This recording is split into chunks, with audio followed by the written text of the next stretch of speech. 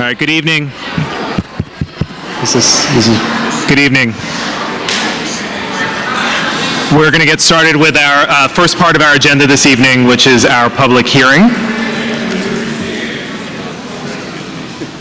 So good evening, I'm Rick Cruz. I'm the chair of the DC Public Charter School Board. I'm joined this evening by almost all of our board members. Ricardo Ganjim will be joining us in about 5 minutes. Leah Cruci over to the right there. Naomi Shelton right beside me. Saba Barreda, our vice chair, who's also be walking in just a few moments. Jim Sandman and Scott Pearson, our executive director. Start off by saying thank you to Rocket Ship Rise for hosting us in Ward 8 this evening, and thanks for the leadership team. I'd also like to begin the meeting with just a few short announcements. PCSB today released our school quality reports for pre-K through 8th grade. This year we have 45 Tier 1 pre-K 3 through 8 schools, which is up 7 from last year. There are 0 Tier 3 pre-K 8 schools, and 12 of our pre-K 8 schools have improved in tier this year, so we're really proud of that. We have more Tier 1 pre-K 8 schools than Tier 2 schools in both wards 7 and 8. And all of that information all of those scores are on our website. If you go to our Compare Schools tool at the top right-hand corner of the homepage, or by visiting the Transparency Hub. And for those of you interested in our high school, adult, and alternative quality school reports, those will be released next week. So you see more of that in our various communications over the next couple of days and weeks. So we've got a pretty busy agenda this evening. Want to create opportunity for public comment at the top of the meeting. I've got a list of individuals to start with. Then we'll have a public hearing on 4 charter amendments, and then we'll turn our attention to a set of votes later this evening. But we'll use our first hour or so for our public hearing items. So starting with that, I'd like to invite a list of public hearing witnesses to the table here on the right. I'm going to start with 3 people at a time. There'll be opportunities later on during the public meeting as well. Every individual will have 2 minutes. We'll hold pretty tightly to that to ensure that we get everybody on record. But of course, anyone who'd like to submit written testimony or to email if you can't complete all of your testimony, or if you have additional thoughts. The email to use is publiccomment@dcpcsb.org. That's publiccomment@dcpcsb.org.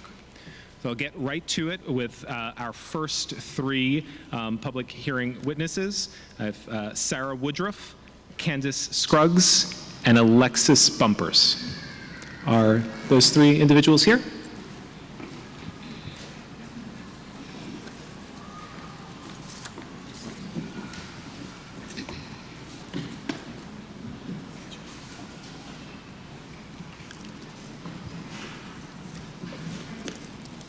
So Sarah Woodruff, Candace Scruggs, Alexis Bumpers. We also have Dwayne Arbogast. So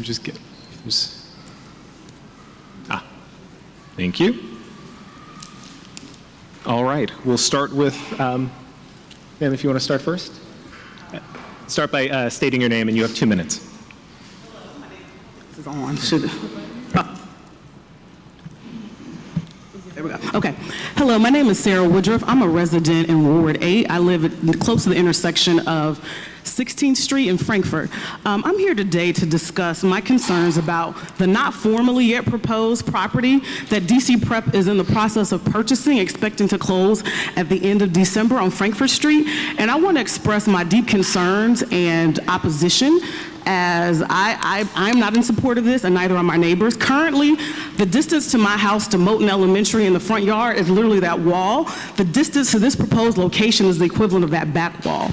So we have deep concerns about schools being that close to one another and the adverse impact it has on our neighborhood. I imagine that a lot of you dealt with the traffic and chaos outside to get into this building. So what essentially DC Prep is proposing is that should be at my doorstep, despite the fact that there's already a school right there. And furthermore, Furthermore, Laura Maestas and her colleagues at DC Prep have expressed grave lack of transparency with us. They will not give us clear answers, and quite frankly, I believe her intention was to purchase this property and close on it before we as neighbors in a community could give feedback on that. And so I think, unfortunately, her plans have been a little thwarted because we found out her intentions. But to date, we continue to ask questions about the traffic plans and things of that nature, and she has been very slow and lethargic in giving us that information. And furthermore, my expectation is that a public school is going to represent the interests of its students to its best extent, and I think that that will not be served by having a school in a neighborhood where the neighbors are in gross opposition to that school. I think it puts children at risk in terms of their emotional and physical safety when you have a neighborhood that's not engaged in support of the school, but is rather in opposition to it. And quite frankly, the behavior we've seen to date from DC Prep dictates to me that this will be an irreparable, this relationship is beyond repair, and that they will never be a partner to this neighborhood and this community. So while I understand the desire for parents to have what they perceive to be a quality education, not at our doorstep. Thank you. Thank you.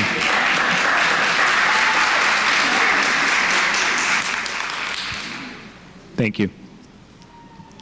Good evening, everyone. My name is Alexis Bumpers, and my husband and I live in the Fort Stanton community on Frankfurt Street as well. At this current moment, I want to express my opposition against the DC Prep Charter School Middle School being built at 1619 Frankfurt Street. The school being situated in this lot would negatively impact our quality of life, as my home is only a few feet away from the proposed location.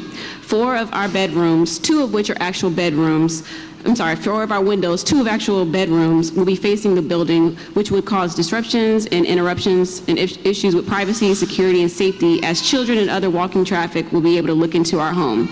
The drawing of the proposed building demonstrates just how close the school is from our home, and the school will cause issues with littering, as well as traffic and students walking. Well, I mentioned that as well. But these are all issues that are completely out of DC Prep's control. Even with just Moton Elementary School, we already now have kids walking through our yard and also playing pranks on our property. This would only increase with the proposed middle school, and statistics show that DC Prep has a higher rate of school suspensions, which perpetuates the school-to-prison pipeline. Fort Stanton is a residential neighborhood that already has a school and a building, and another school would cause grave disruptions to our home and everyone else's home located around it. We understand that DC Prep and the students currently attending DC Prep need a site for the upcoming school years, but it's not fair or considerate to us or our neighbors' homes in the community to not consider how this proposed location for the DC Prep Charter School Middle School in Fort Stanton would impact our quality of life in our home. The school being situated in this proposed location would adversely affect our property value and overall desirability of our home and neighborhood due to all the disturbances that come with middle school. This is why we disagree and oppose the DC Prep Charter School to be built at the 1619 Frankfurt Street Southeast address, as well as any other commercial property. Good. Thank you.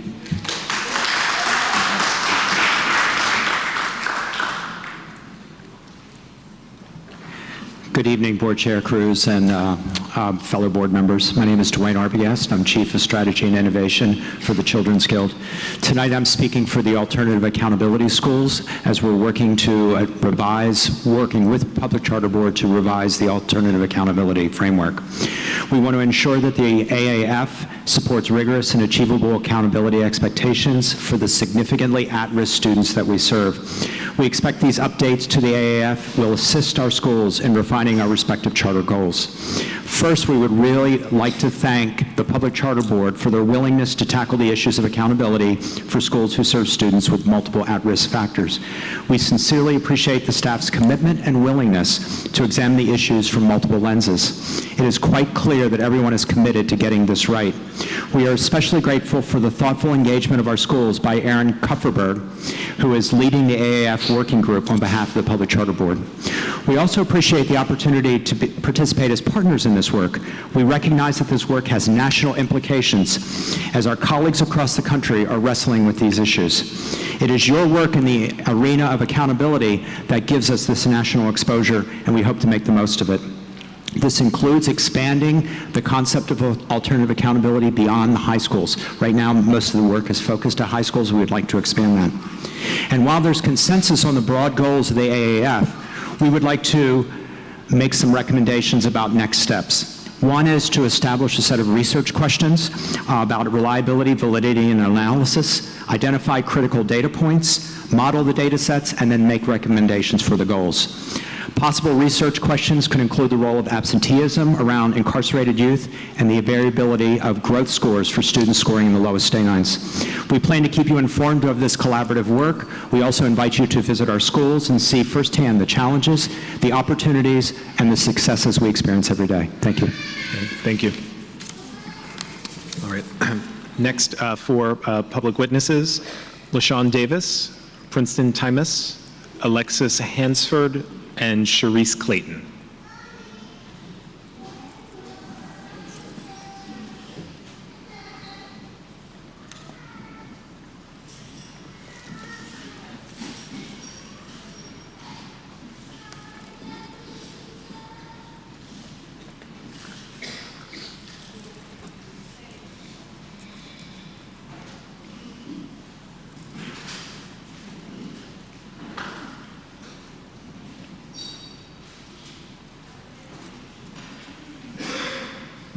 Okay. Whoever would like to begin.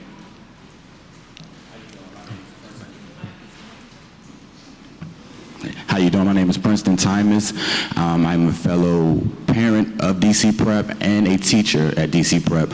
I'm speaking on behalf of DC Prep expanding to 4th, 5th, 6th, 7th, 8th grade.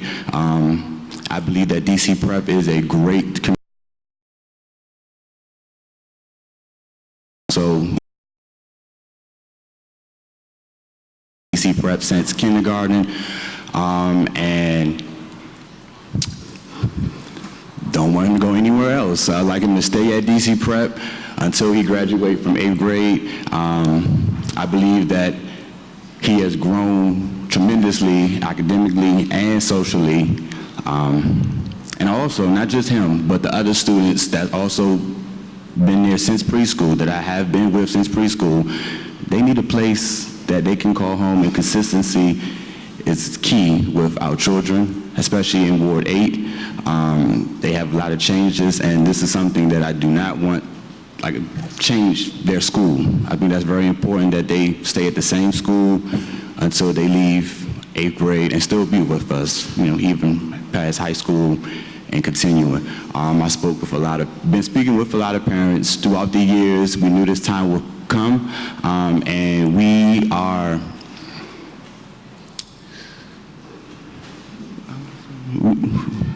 we're hopeful, very hopeful, and we definitely want the education that our children have been receiving since preschool to continue all the way up to 8th grade. So I just want to state that I'm definitely in for DC Prep extending to the Bernie building and furthering possibly having a new building built for our 5th, 6th, 7th, 8th graders when that time comes. Thank you. Okay, thank you. Ma'am?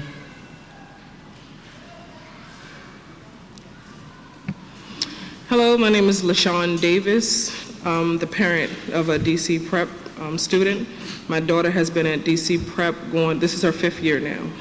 I'm very hopeful that we can get at least a middle school. I want my child to continue on to be a DC Prep student. She's the highest actually in a school for DC Prep Anacostia. She's been there since they opened. It would be an honor if we can have a school that's located in the same area. You know, some of us have 2 and 3 children, so by us having children at DC Prep Anacostia, and then we have to go all the way across town to actually take our children to the other schools, it will be a very inconvenience. So hopefully we can get this DC Prep middle school. Okay, thank you.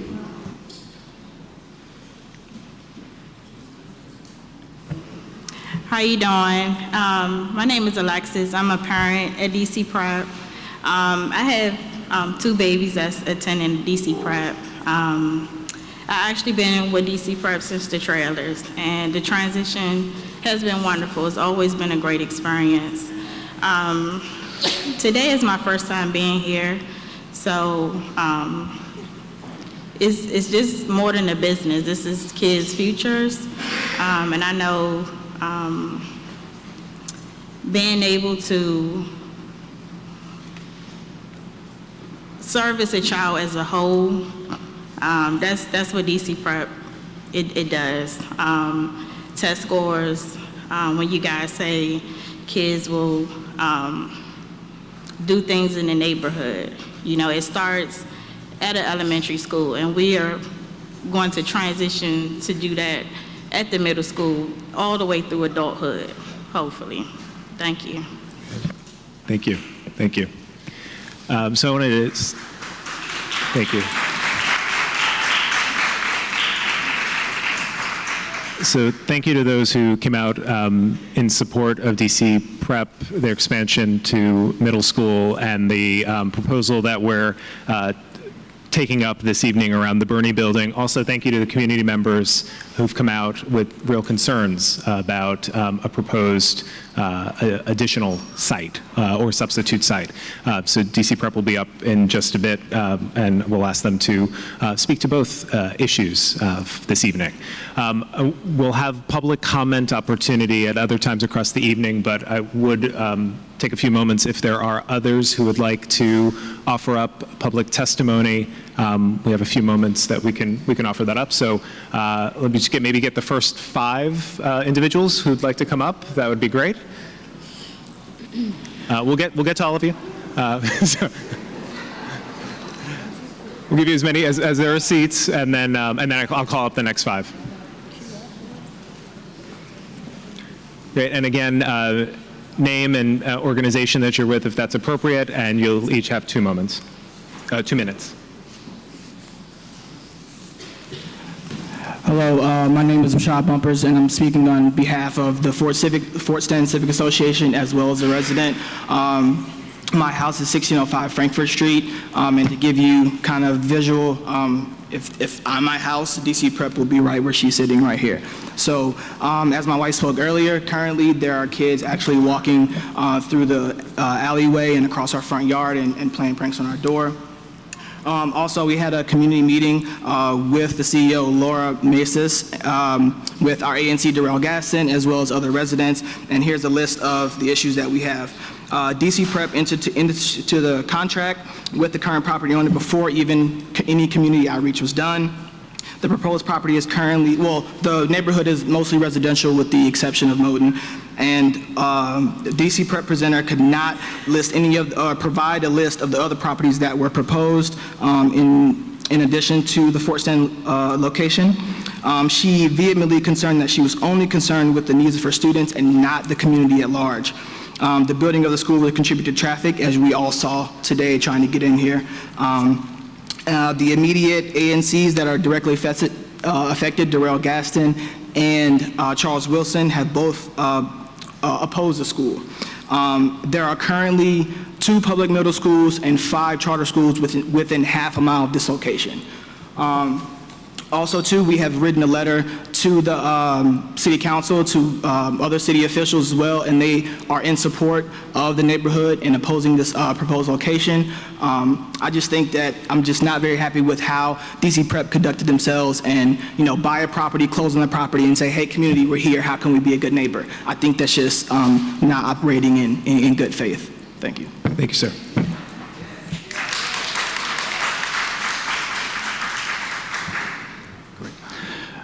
My name is David Bell. I'm a resident of Ward 8. I'm speaking in opposition of the DC proposed charter school on Frankfurt Street. Mine is about 25 feet from the school. I appreciate y'all taking our comments and listening to what we have to say here.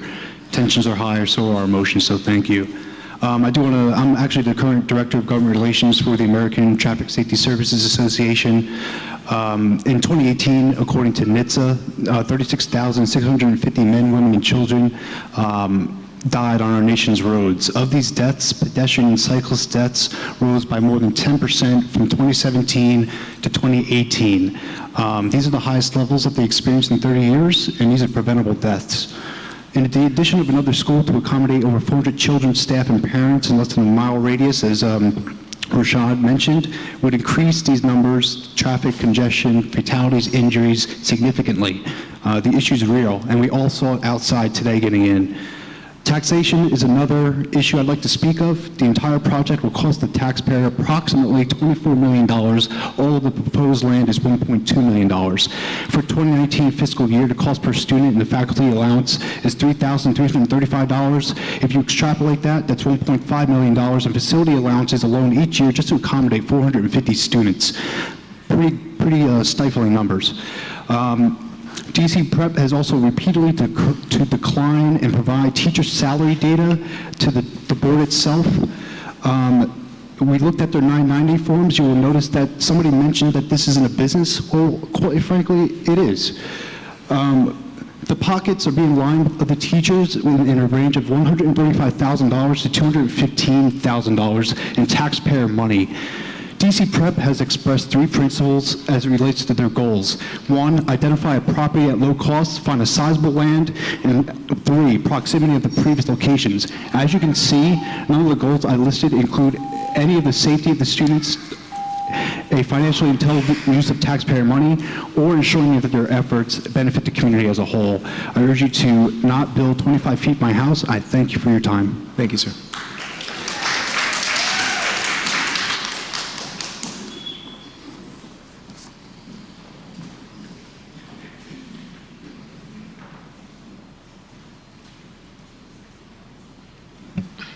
Hi, my name is Iolani L. Bullock. I'm a resident of Ward 8. I live on Gainesville and 18th Street. And as a mother to a young son who would potentially attend the new DC Prep location, I have grave concerns about this school.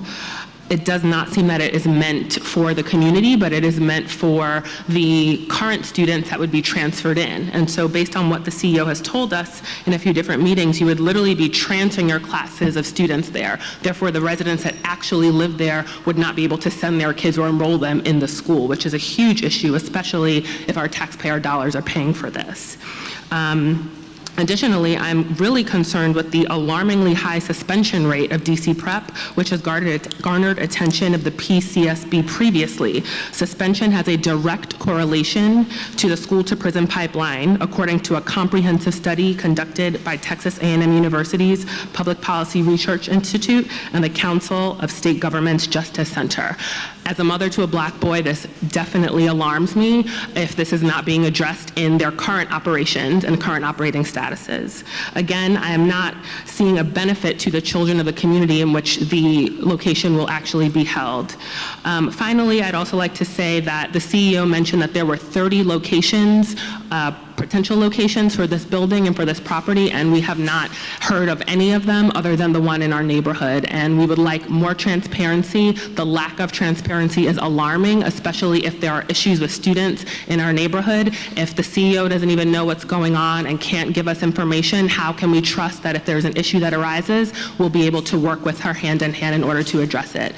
Thank you for your time. Thank you.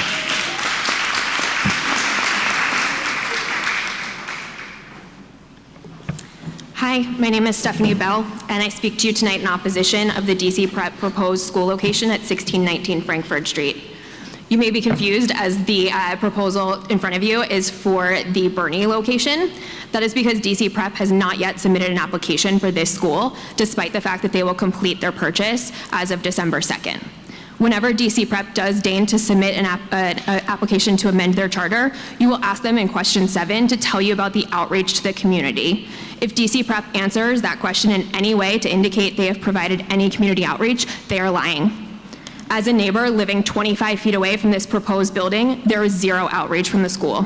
The only reason that I know about it is because surveyors trespassed on my property while doing a survey for DC Prep. At a community meeting requested by the Fort Stanton community and hosted by our ANC chair that was not initiated in any way by DC Prep, CEO Laura Maestas stated that she did not know if the school would be purchasing the land and would not answer questions about whether there was a contract. A blatant falsehood, as DC Prep's contract was ratified 2 weeks prior. To date, the only information that has been given to me as a neighbor has been 2 letters. One telling me of a survey being done on the same day as the letter, and one that was sent after I refused to let a surveyor onto my property. I walked a 3-block radius around the proposed school, and not a single resident that I encountered had any clue that DC Prep had purchased the land. At every opportunity, the community has voiced our opposition to this project. Myself and my neighbors are here tonight to voice our opposition again.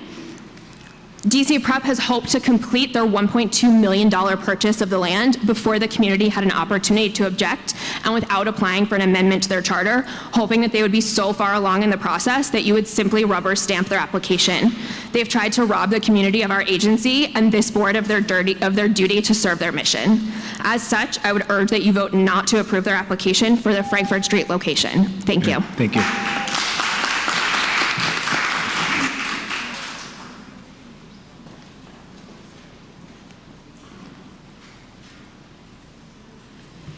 Hello? Oh, cool. It works. All right. How y'all doing? My name is Clifford Bussey, and I work at DC Prep. I am not a politician. I am not a real estate agent. I am not a CEO. I am none of that. I am a teacher. And the reason why I started to teach at DC Prep is because their mission is to bridge the educational divide in our city. I worked at well-to-do schools. I call them white schools, sorry. I worked at those schools, right, where the kids have every access afforded to them in those schools. And then I worked at DC Prep, right, where we want to work in underserved communities to give our kids a chance.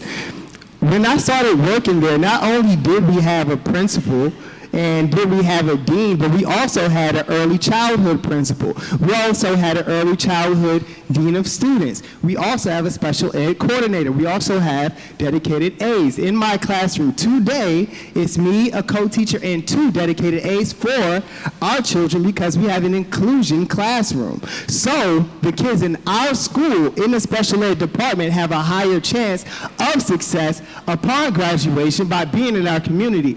Also, at DC Prep, we have Prep Next, right? That's a community of people that are dedicated to being attached to the kids that start off at preschool and graduate at 8th grade and follow them through not only high school, but college to make sure they are successful.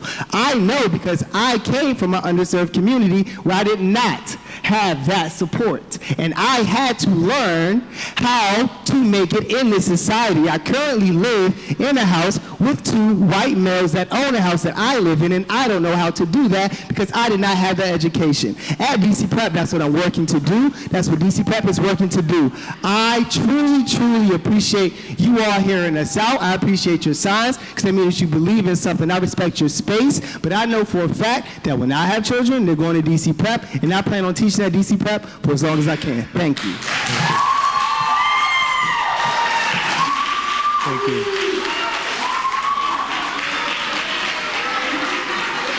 All right. Do we have another 5 individuals who'd like to testify? Please, yes, please.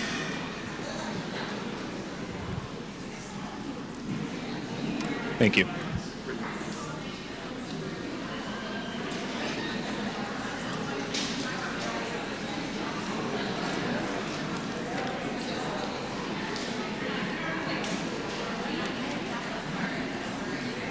All right.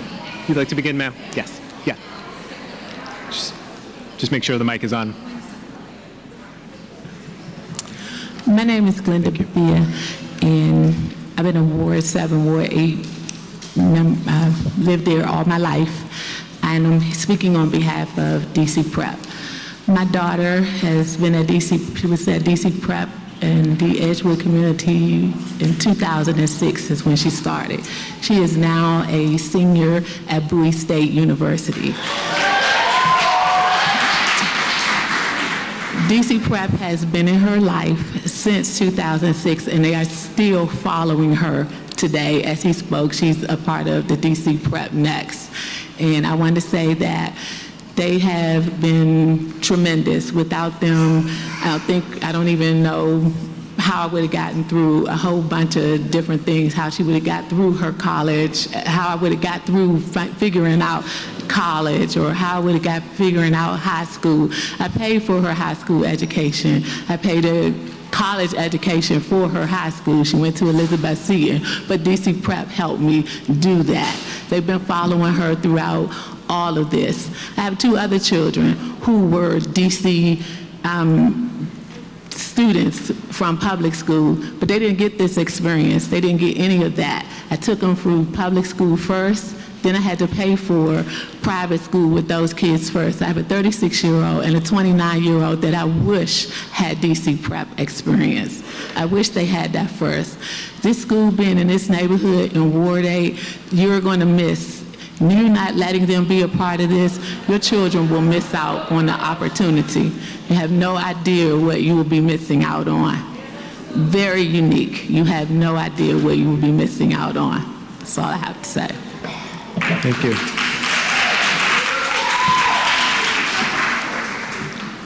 My name is Nina Smith, and I have 2 kids that attended DC Prep Edgewood, elementary and middle. Both of them had graduated. One is in high school, one is in college.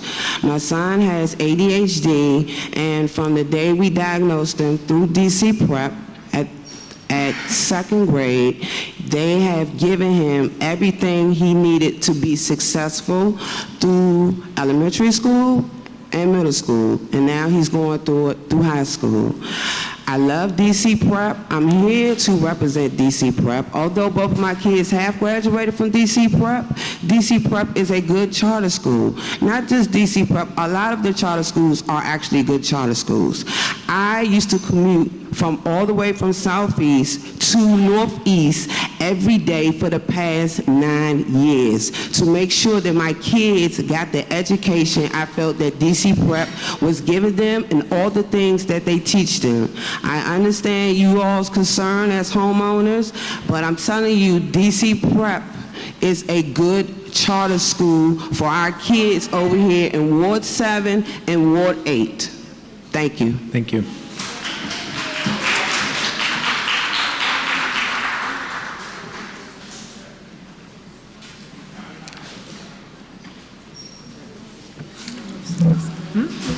Good evening to the board.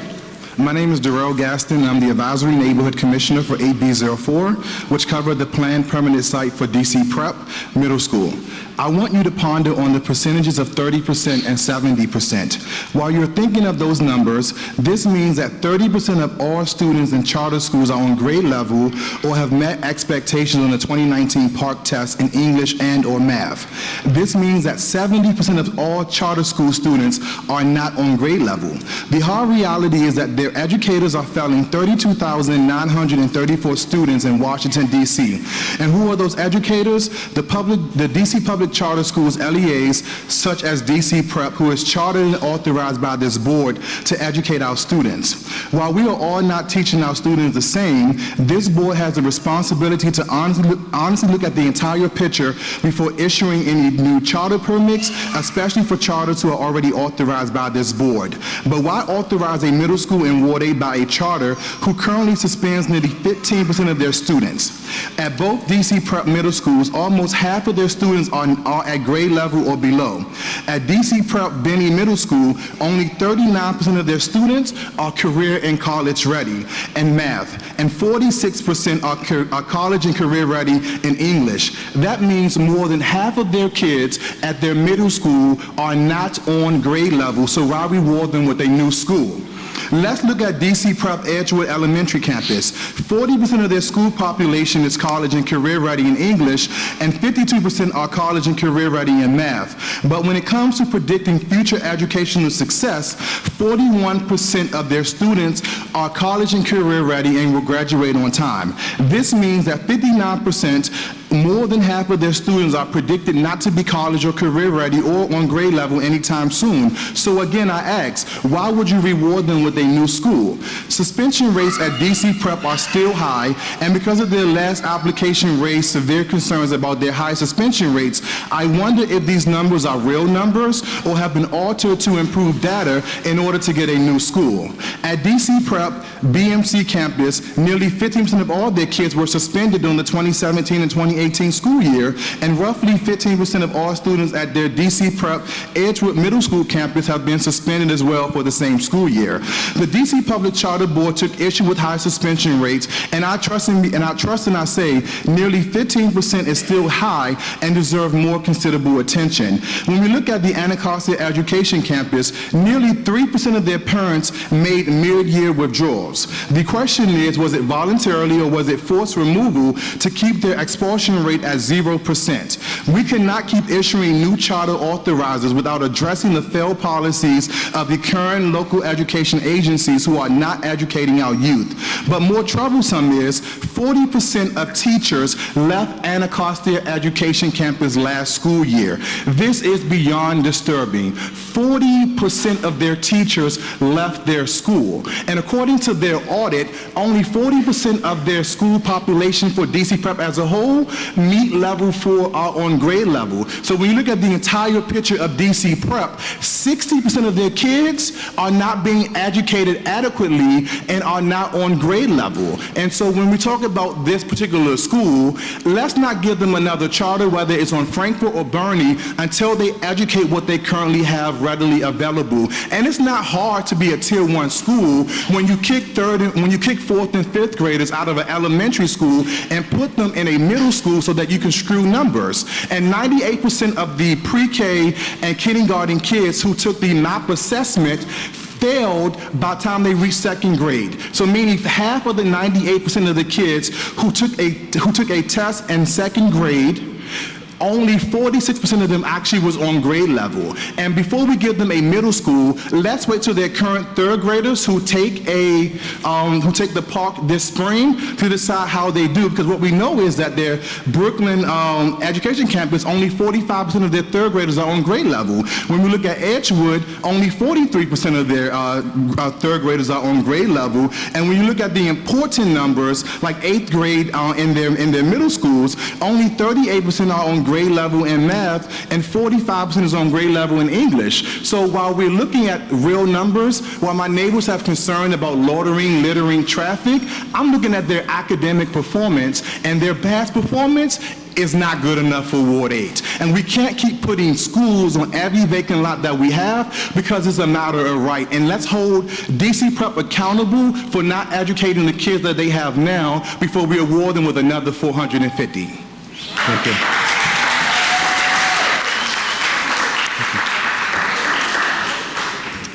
Good evening. My name is Tracy Jackson. I'm here to read a letter from the Councilmember Trayon White. Dear Chairman Cruz, as Ward 8 council member, my duty is to ensure that all residents have access to quality education. As you know, DC Prep has submitted an application to open a middle school at Bernie Elementary School, 1619 Frankfort Street Southeast. I recently met with residents who have shared concerns about the oversaturation of schools in our community. I agree. This is not about pitting charter schools versus DC public schools, but ensuring that we are not draining public resources. We currently have 2 public middle schools, Hart Middle School and Kramer Middle School. We have 5 charter middle schools, Achievement Prep, PCS, Wheeler Place Middle School, Center City, PCS, Congress Heights, Friendship, PCS, Technology Preparation Academy Middle, KIP, DC, AIM Academy, PCS, KIP DC Honor Academy, PCS, KIP DC AIM Academy, PCS is 6 miles away from the proposed new site. I understand that DC Prep is the highest performing network of charter schools in DC and would potentially bring a Tier 1 middle school to Ward 8 based on DC Prep's additional measures regarding early childhood students' outcomes on street selected assessments. 95% of PK students pass the Peabody Pictured Vocabulary Tier or the test of the early mathematics abilities. Still, the sad truth is that nearly half of those students do not retain the knowledge by the 2nd grade. More than 50% are on the grade level at Anacostia Education Campus. When we at DC Prep's highest, When we look at DC Prep's highest Tier 1 schools, which are both DC Prep Edgewood Elementary School and Benning Elementary School, which rate 89% and 85% respectively, only 40% of the third graders are predicted to have educational success. This story is the same regarding their PK math and PK pre-literacy, PPVT, and the team of scores of 95%. But those scores drop more than half by the time that they finish the third grade. Accordingly, DC Prep's annual report, less than 50% of DC Prep students are not on grade level in math, and 54% are not on grade level in English language arts. Additionally, approximately 40% of the teachers left the Anacostia campus during last school year. While Ward 8 would love to welcome a high-performing middle school, bringing one of DC Prep's where less than 50% of the students are grade level in ELA or math, it is not what the residents want. Both of their middle schools are borderline Tier 1, measures 68% and 67 minimum eligibility. Please do not approve DC Prep's application to open a middle school at 1619 Frankfort Southeast. Sincerely, Councilmember Trayon White, Ward 8. Thank you. Thank you.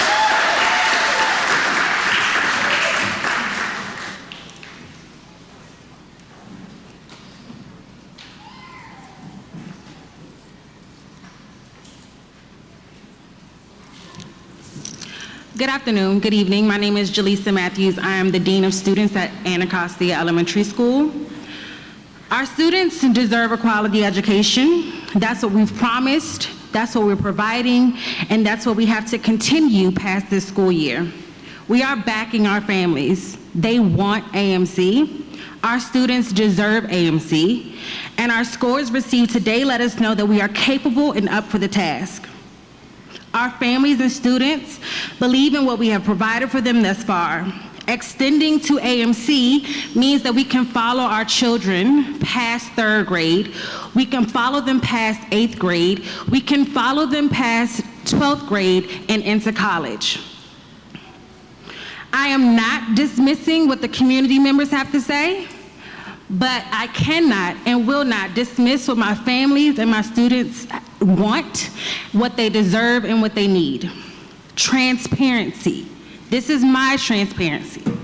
We've had 0 suspensions at AEC last year. Thus far this school year, we have had 0 suspensions at AEC. And today we received our PMF score of 90.2%. I stand with opening AMC. Our community needs it. Our children deserve it. Thank you. Thank you. Sir? Good evening. My name is Stephen Duckworth. I would like to start by thanking you all for holding this hearing this evening. I am a special education teacher, and I am very concerned about the duplicity here. I'm hearing 2 very opposed perspectives about this new school, and I want to start with the people who have the signs, because I do understand that it's somewhat disingenuous not to take into consideration how the building would affect their lives. And I know that that's a real issue in a lot of schools, and it's so very concerning to me when people don't want a school in their neighborhood, because it's a problem. But as an educator, I understand the proponents of the school, because I've been in DC for 10 years. I know DC is a very hard city, and any school that has opportunities for the students to really get an advantage after high school and middle school and high school and after, it's very serious, and it's an opportunity that I shouldn't disregard as an educator, and I don't think we should disregard as residents in the District of Columbia. Again, I don't think it's fair to disregard or to be disingenuous to the people who are living in close proximity to where the school would be. But as an educator, I understand that statistics and data, with the PARCC exam, it may look a certain way, but when you actually go into the classroom every day, you realize it takes time, and the environment, the actual school environment, makes a huge difference for the children. And so even if their scores are low, this new facility may actually increase their scores just because the environment does have bearing on their performance. So I just want to encourage everybody to take into consideration these things and really look inside yourself as we make a judgment about this new school. And thank you for the opportunity to speak. Thank you. Thank you.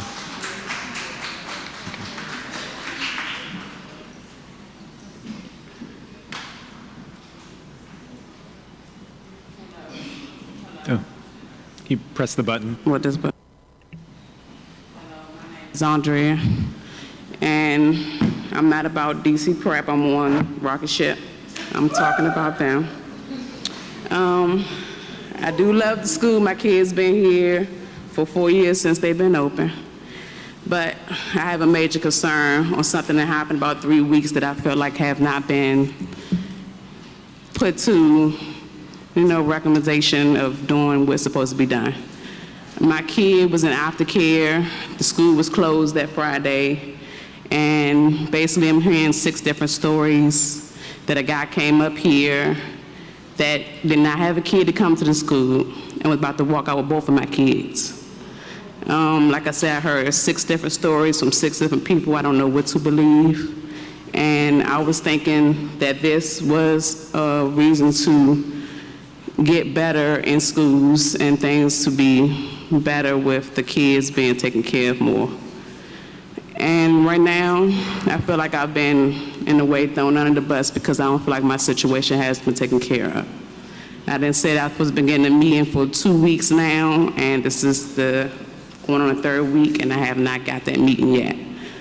And I feel like safety is a big concern on my behalf when it comes to my kids.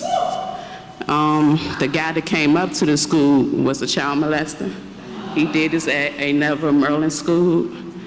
And it really concerns me because my kid already been molested this year by another guy. So I'm up here to talk on my kid's behalf. And I feel like things need to be more better with safety when it comes to the school building. Thank you. Thank you.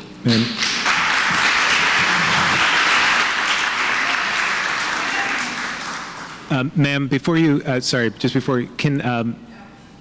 want to make sure that if there's someone at Rocket Ship who can address, or Rashida, someone could, Rashida, you can meet with her, just to make sure that we're addressing whatever the situation is. I can speak to the situation with that happened. The situation did happen with an aftercare provider that we had. The situation was fortunately stopped by our office manager. The students were not allowed to leave the building.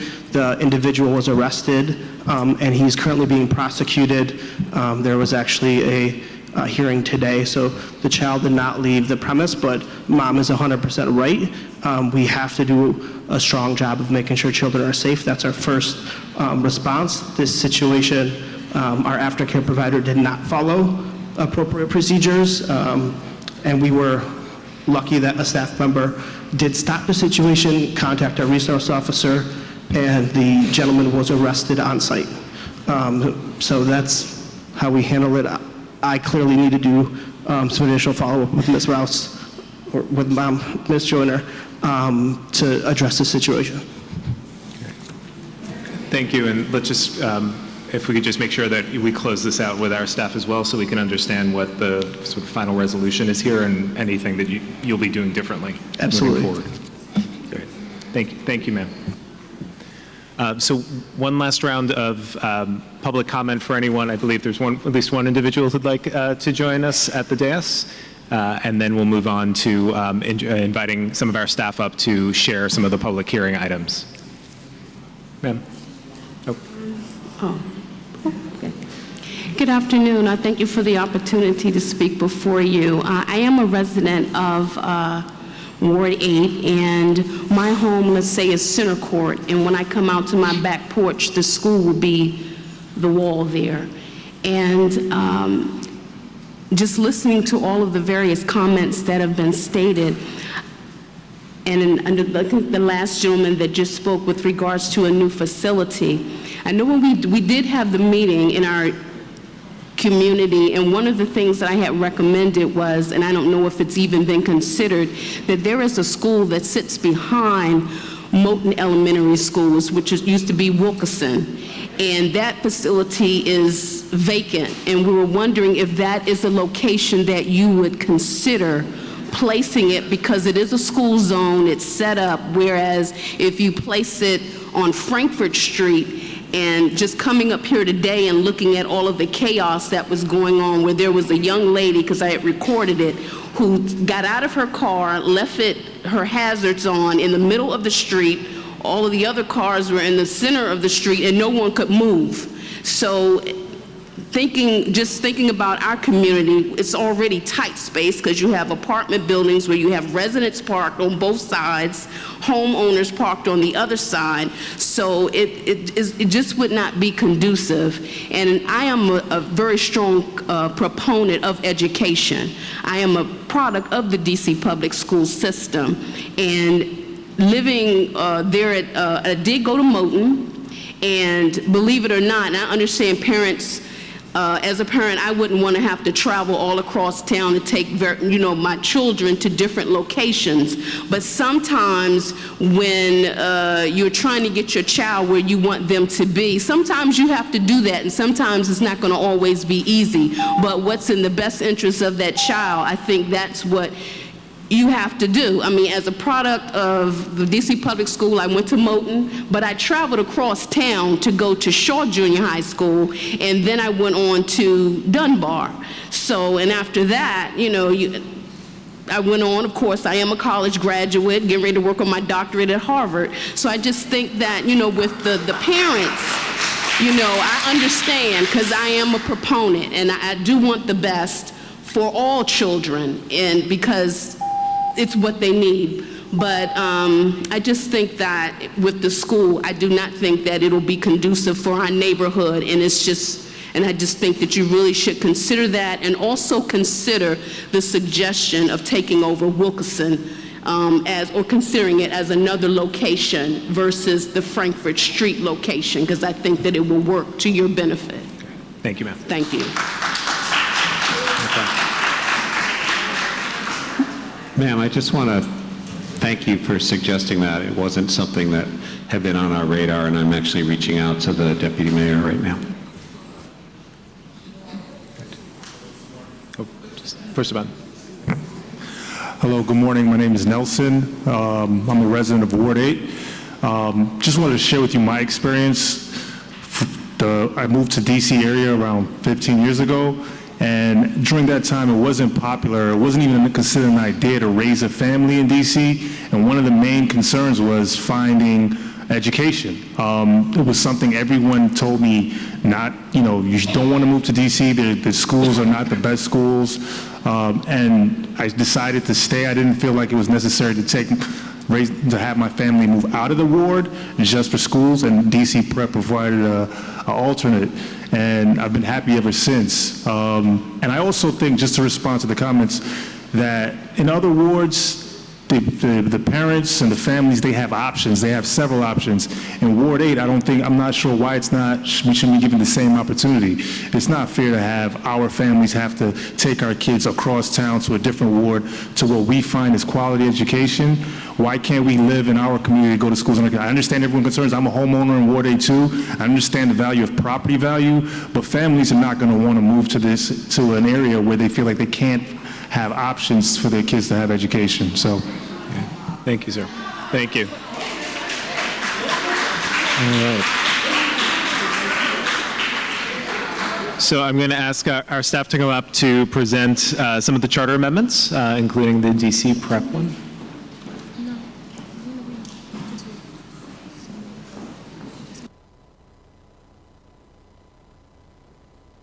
May I have representatives from Apple Tree, please?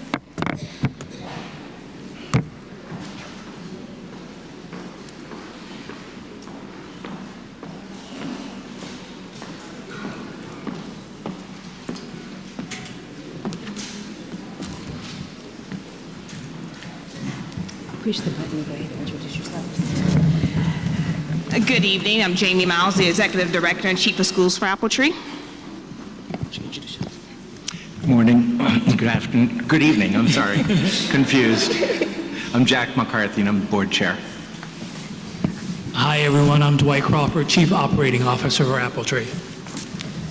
And I'm Terry Quinn, Senior Manager of the School Quality and Accountability Team for the DC Public Charter School Board.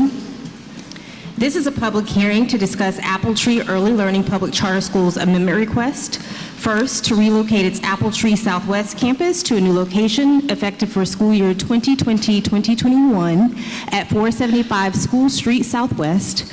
And secondly, to open a new campus location by school year 2023-24 at 1000 4th Street Southwest. Both proposed sites are in Ward 6, and an enrollment ceiling increase is not necessary for this amendment. And obviously, we have representatives here to answer any questions you may have. Do you guys have anything you'd like to start off by sharing in addition to what's already in the record? Again, I'm Jamie. Thank you so much for having us here today. Just wanted to take a moment to tell you a little more about Appletree and why we're requesting this move. As you know, Appletree has a long history in the Southwest community. Our first early childhood education campus was founded in 2001, about 20 years ago, at the Riverside Baptist Church at 680 I Street Southwest. Since that time, we've educated over 1,300 students, primarily from the Southwest community. We have been doing this job for a very long time, again, almost 20 years, and we do it very well. Due to redevelopment in the area, the school at the Riverside Baptist Church eventually had to be relocated, to the Jefferson Middle School campus, and where we were in modulars there. And as I'm sure you are aware, we were unable to come to an agreement with the city this past school year, so we had to put our school on pause, so we're no longer open in the Southwest community. And that left us very disappointed. That left our families disappointed. We had 108 families who did not have a school to attend this particular school year. But the good news is, it's not over. We are here seeking your approval that we'll be able to open a new site at 475 School Street, Southwest. And also, as we think ahead and we plan, as I said, we work really hard, we educate students very well. We are going to continue to grow, and we're going to continue to thrive.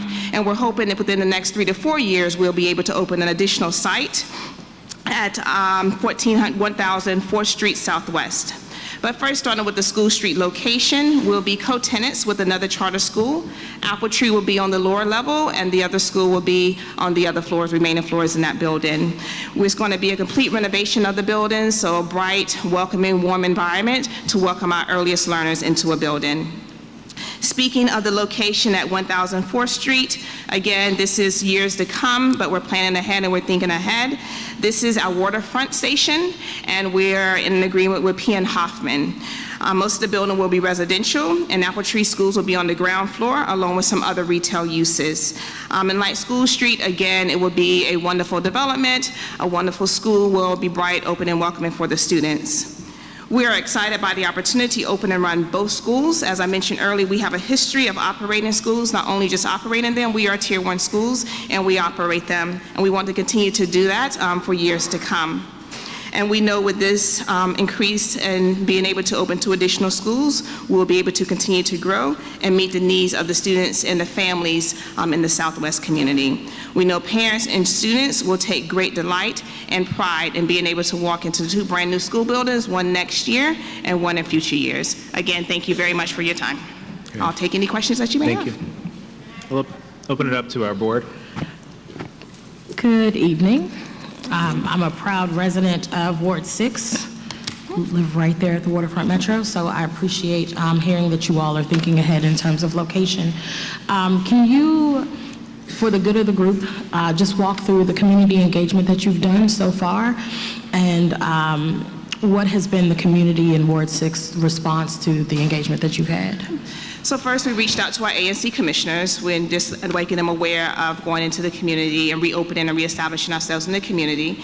In addition, we have an amazing recruitment team, and they've spent Saturdays walking up and down the streets, talking with families, knocking on doors, sharing with them. We've given out flyers, we've given out postcards to sort of share with our families that we're coming back into the community, wherever they are in this little thing here. So it just says Appletree Early Learning Public Charter Schools, Southwest Community. Yep.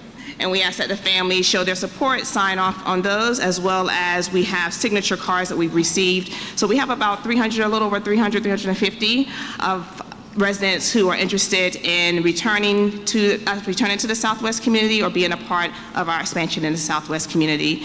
We've also been in churches in the Southwest community, sharing with them what is happening, inviting them to be a part of the community and engaging with us, as well as we recently hosted a sort of reception for the community, just sort of thank you for those families who stuck by us, because even though we were on pause, we had about 100 families who stayed on the wait list and really refused to go anywhere. So we wanted to sort of thank them for sticking with us through this, but then also letting them know that we are coming back and being able to share a little bit about the opening of our new schools. And in terms of the density of that neighborhood and the school, have you done outreach to families that are there who have children that would be aging into the school? Yes, so again, we engage with all families in the community. Okay. And then in terms of the construction for the 1100 4th Street location, 1000 4th Street location, what is the proposed timeline of that? So right now, we're saying 22, 23, but it's so far out, honestly, whether anything that could happen, and it could be a little beyond the 22, 23 school year, but right now, we are looking at the 22, 23 school year. Can you tell us a little bit more about the co-location plan? I understand you'll be co-locating with a high school, and the needs of high school students are quite different than the needs of preschool students. So Yes. what are you thinking around that? Yep, so safety is #1 priority. So there will be separate entrances and exits for the building, as well as access. So basically, one side of the building can enter, and that's Apple Tree, and then the other side of the building, that would be the other charter school, in which they can go up into the other parts of the building. But there will be no interactions with the high school students and the the early childhood students in the building based on the way they exit and enter the building.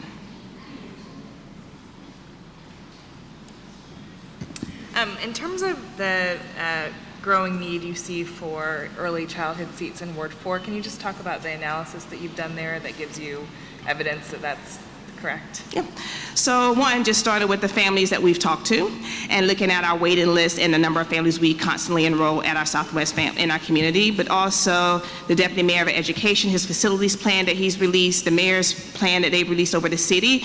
And as you just look around the Southwest community, the amount of properties that are being built in the area shows that there's a need. But most importantly, the facilities plan that looks at the number of residents in the community, as well as the babies that they'll be having in the future in the area is what we sort of built that around. Just for the record, can you tell us what your wait list is at the closest schools, the closest Apple Trees to these new locations? So at last check, at one point, it was like right at 100 families who stayed around on the waiting list during that time. And again, those families did go other places, but when we announced that we were closing and shared that they were closing, they stayed with us until we absolutely could not receive them. And is there any discussion about Jefferson and any space being available once they reopen? No. The lease was expired, it's not renewed, and that discussion was closed at the table. And that discussion was with who? Deputy Mayor of Education, Jefferson Middle School, some other individuals from DC Public Schools. And yes, that discussion came to a quick halt. Thank you. Given the conversation about facilities this evening, would love you to share a little bit about your partnership with the developer, because that is another avenue that clearly we need to be pursuing, or the charter schools need to be pursuing. At 475 School Street. Mm-hmm. This is a property that's being developed with Building Hope and with Richard Wright. So we are a sub-tenant of Richard Wright. It is an opportunity to take a building that is in the Federal Center neighborhood, so it's just over the highway from Southwest, and to completely renovate a building that's not in service right now to make it available to students in a place that is close to Metro and that is safe, close to, there's a police station nearby. And the departments of education, NASA, HHS are all nearby, and there are many district residents who work in those agencies. And so we see this as an opportunity to develop a brand new beautiful space in a location with a developer that has a track record of success in making space available for charter schools in a timely manner where it can have the greatest effect. Just to go back to the facilities conversation that you had with the city, was there an alternate location proposed for you to co-locate? No.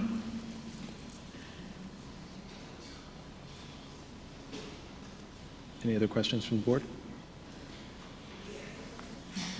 We'll have another session for public comment in a while. All right. Great. Thank you. This will be up for Thank vote you very much. Next in November.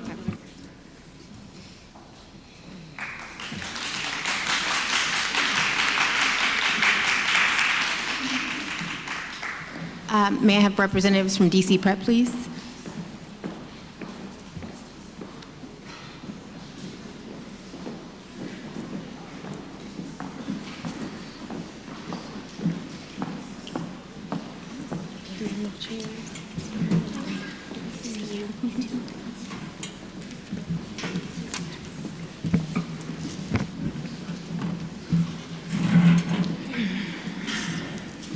Introduce yourselves, and then I'll get started.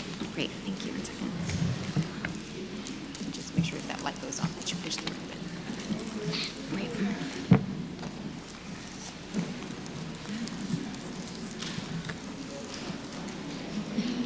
Just introduce yourself.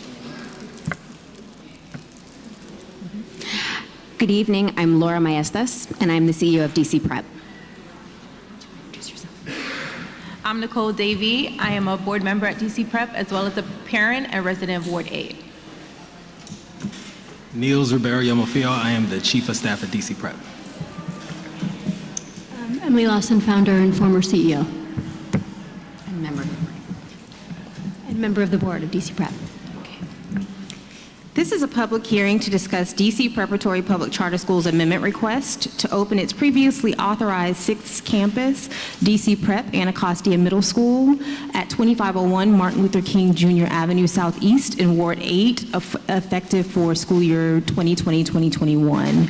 This is a former Bernie Elementary School building, effective July 1st, 2020 to June 30th, 2022, DC Prep will lease the proposed facility directly from Building Pathways.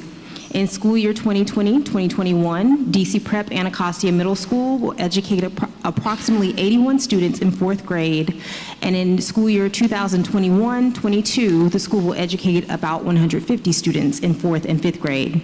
After that, the school will continue to add a grade each year until it reaches maturation. It is unclear at this time whether the school will be able to stay at the Bernie site after school year 2021-22, but representatives from the school are obviously here to answer any questions you may have. Great. Thank you. We obviously have a number of things to talk about. I'd love us to start first, and if you have any opening remarks specific to the amendment that's before us tonight and that we'll vote on in November, and then would love to pivot to some of the public testimony from this evening as well. Great, sounds good. Good evening, Chairman Cruz, members of the board, Mr. Pearson, and members of the PCSB team. I'm Laura Maestas. I'm the CEO of DC Prep, a public charter school that serves more than 2,000 students from preschool through 8th grade. Our 5 schools are located in wards 5, 7, and 8, and all of our schools are Tier 1. We are proud to have the highest percentage of students who scored proficient or better on PARCC of all of the school networks in Washington, D.C. What we wanted to share with you tonight is that we open schools slowly. We open schools deliberately. We're now in our 17th year, and we have 5 campuses. Because we know that the reason to open a school is because you have something of value to offer. And that happens when your schools are strong. When your students are thriving academically and non-cognitively, and you build trust and connection with the families that you serve. And that's what's happening at Anacostia Elementary Campus. Because while our Anacostia Elementary Campus is in our 5th year, we have been serving the families of Ward 8 since our earliest days at our Edgewood and Benning campuses. We now serve more than 560 Ward 8 students across our 5 DC Prep schools, with about half of those students attending our AEC campus. Our program model is to serve students from preschool through 8th grade, followed by 10 years of high school and college counseling. With nearly 600 graduates, we have evidence that this approach works. 97% of our alumni go on to graduate from high school. Even more impressively, our students are graduating from college at 3 times the rate of their peers nationally. This is the program model that we promised our Anacostia Elementary families and which they expect us to deliver. We are well on our way. Anacostia Elementary has been a Tier 1 school each year since it opened. On the school quality report that was released this morning, AEC earned 90.2 out of 100 points, making it one of the highest performing public charter schools in the city. We are particularly proud of AEC's results as it demonstrates how incredibly capable at-risk students are when given access to a strong school community. As you know, 68% of AEC students are considered to be at risk, and with your approval, we can say yes to our families who want their children to attend a DC Prep Middle School here in Ward 8. We've secured a 2-year lease on 2501 MLK and a letter of support from the 8C ANC. We are committed to addressing the need identified in the recent DC Policy Center's research paper on the lack of access to Ward 8, that Ward 7 and 8 families have to strong middle school options. And I want Ms. Davey, one of our parent board members, to speak next. As a DC Prep board member, a resident of Ward 8, and a parent of a second grader at Anacostia Elementary School, I'm here tonight to ask for your support for our application to open Anacostia Middle Campus at 2501 MLK. My son Nixon has been a student at DC Prep Anacostia Elementary Campus since its inaugural year in 2015 and has been one of the best decisions we've made. I was impressed with DC Prep's record of academic excellence and was excited about options for quality education in our neighborhood. And AEC has exceeded my expectations. I'm confident when I drop my son off at school.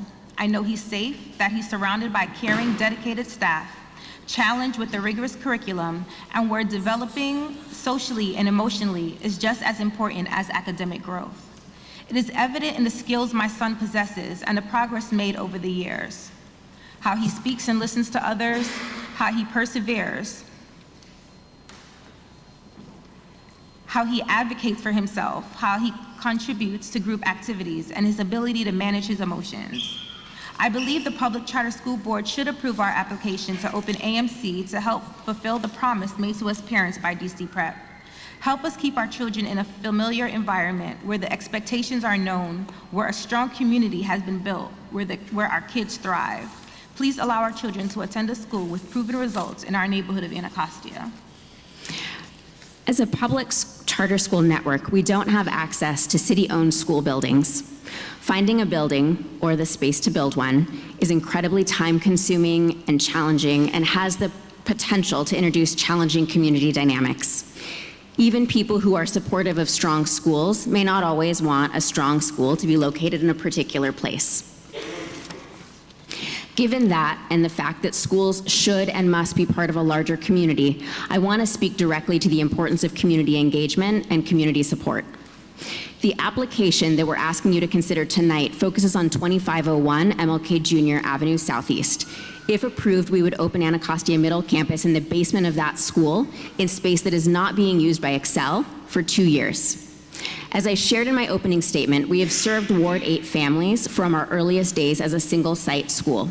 Since 2015, when we opened AEC, we have worked to engage a broader range of Ward 8 community leaders, including the ANCs in 8A, the previous and current Ward 8 council member, the Ward 8 State Board of Ed representative, our immediate neighbors on V Street, including both the parishioners of St. Teresa and those who live in the single-family homes on our block, and Commander Wright and the MPD officers of 7D. We have been involved in efforts to raise awareness of and push for solutions to gun violence in Ward 8, including attending the Ward 8 Education Council, supporting the Ward 8 Safe Passage initiatives, hosting a community safety walk with city and local leaders, hosting a community event with Secretary Duncan, and organizing a spring cleanup with Anacostia's Business Improvement District. Specific to our application tonight, we have worked to engage the Ward 8C community by presenting to the Ward 8C ANC's Executive Committee, presenting at a Ward 8C7 single-member community meeting, and presenting to the Ward 8C ANC meeting. We've obtained a letter of support from the 8C ANC to open AMC at, that was a lot of acronyms, at 2501 MLK Jr. Street Southeast. We have not heard concerns from the 8C community with respect to this application, 2501 MLK, beyond concerns that supporting a charter school could draw resources away from district middle schools. However, the ANC who raised that concern ultimately voted in favor of providing a letter of support for our application tonight. We are committed to strengthening our connection to the 8C community. We will continue to attend 8C ANC meetings to keep on top of the needs, interests, and concerns of the 8C community, and we will continue to reach out to Commissioner Edwards-Hines.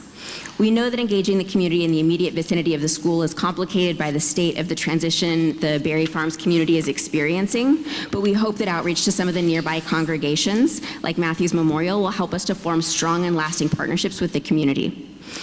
I also want to be upfront about where we are in our efforts to secure a permanent location. Do you want me to speak about that now, or should I hold on that? Let's do two. Let's get at any board questions on the specific amendment at hand with respect to Bernie, and then I very much want you both to make a statement there, and I'm sure we also have questions. Great.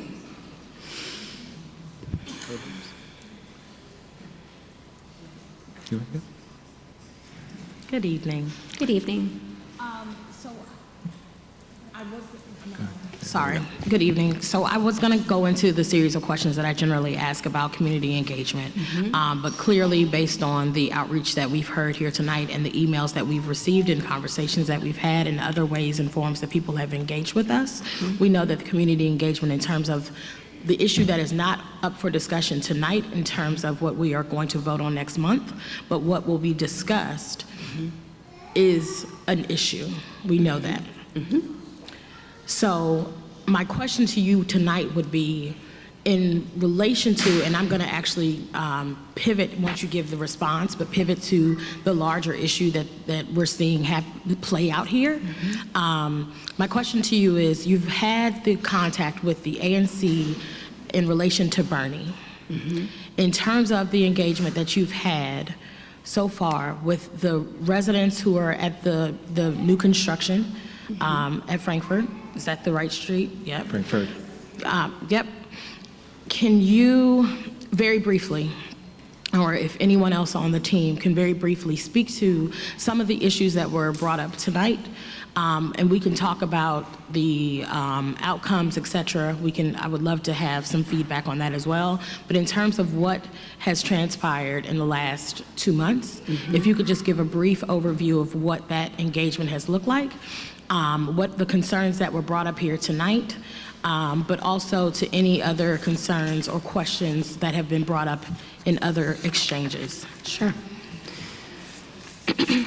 The issues that I made a note of to address tonight, let me just look at my notes.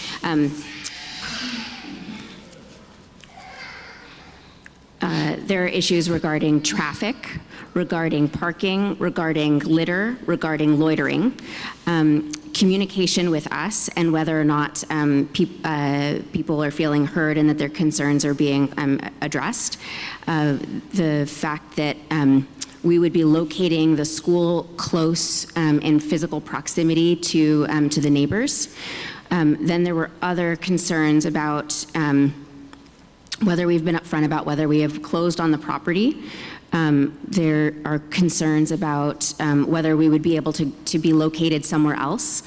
So can I just start going through them? So I think, no. Okay. So I think we're good on knowing what the issues are. Can you walk us through what you've done to mitigate some of those concerns, be it anything in terms of constant communication with the ANC and or other representatives in the community? If you could give feedback on where you currently stand in terms of the purchase of that property, can you give us feedback on, I'm going to go ahead and skip ahead to this, but if you were to be able to stay at Bernie beyond the 2-year lease, and you purchased this property, what would then happen to the property that you purchased? So I met with Mr. Gaston around August 30th. So We found out about the property on, I'm going to get to your question really quickly, I promise, but just to give you some context. So we've been, our original goal when we moved to AEC was to have a single site where we would be able to have our elementary school and our middle school in one location,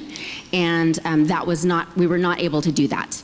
And so we wound up in the situation where we had to be in trailers behind the big chair for a few years. Then eventually we were able to open our elementary campus over on V Street, which is a beautiful building, but we are not able to put a middle school there, right? And so we've been looking for many years to find a site that is big enough that we can actually afford, and that is large enough for a school with like 45,000 square feet of interior space. We've been looking for properties that are within a mile of our AEC campus in order to address the concern that families are going to have, like, you know, multiple drop-offs and pickups. We found out about the Frankfurt Street property in the middle of July, and we reached out to the seller and put down a deposit that would allow us to be able to conduct diligence on the site. We have not purchased the site. If we do purchase the site, that would happen in December.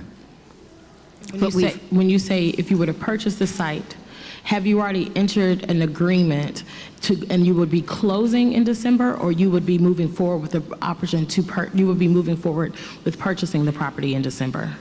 Would you close in December, or would you be moving forward in the process of purchasing the property? We would be closing in December. So you,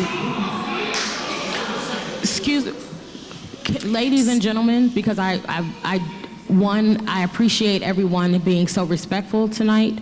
I appreciate all the comments that were made this evening. The reason I'm going through this line of questioning is so that you can get answers to your questions. The other piece of this is I would like to also bring some other things to the table for us to have discussions. But at the end of the day, let's not be disrespectful. Let's conduct ourselves in a way that we will be able to have a thoughtful conversation around this, okay? So. And then, yeah. My next question, which thank you very much for your honesty. I think at the end of the day, people just want folks to be honest, to be respectful, to know that their concerns have been heard and they are being respected. As of right now, clearly by the demonstration that is here, that is not how people have felt. What I will say is to the folks that are here, protesting this location, that is not what we will be voting on next month, right? We're all in agreement on that. Understood. So the question that I asked to the previous school that was up here about the conversation that they had with the deputy mayor, whether or not there was any opportunity for them to go back into the location they were in before, and other questions that I will ask of this group in terms of whether or not other opportunities to go into existing school buildings have been presented to them. Because what I would love to do is to have everyone that is here right now be very thoughtful about how they can engage with the city, to be thoughtful about how they provide facilities for schools. So question to you all, have you had conversations with the city to think about what other options and opportunities there are to go into existing buildings so that there, if the purchase is not necessary, you don't have to move forward in that? So I've had this conversation with the deputy mayor on multiple occasions. I have also had this conversation with Commissioner Gaston, like repeatedly. Mr. Gaston knows very well that I have said on many occasions, I have said in front of everyone basically here, I see lots of familiar faces, that I would be very, very happy to have another location. And if there were the opportunity to remain at Bernie, we would be thrilled. We would happily stay there. And I've shared that with Commissioner Austin, who is the ANC Commissioner for 8C.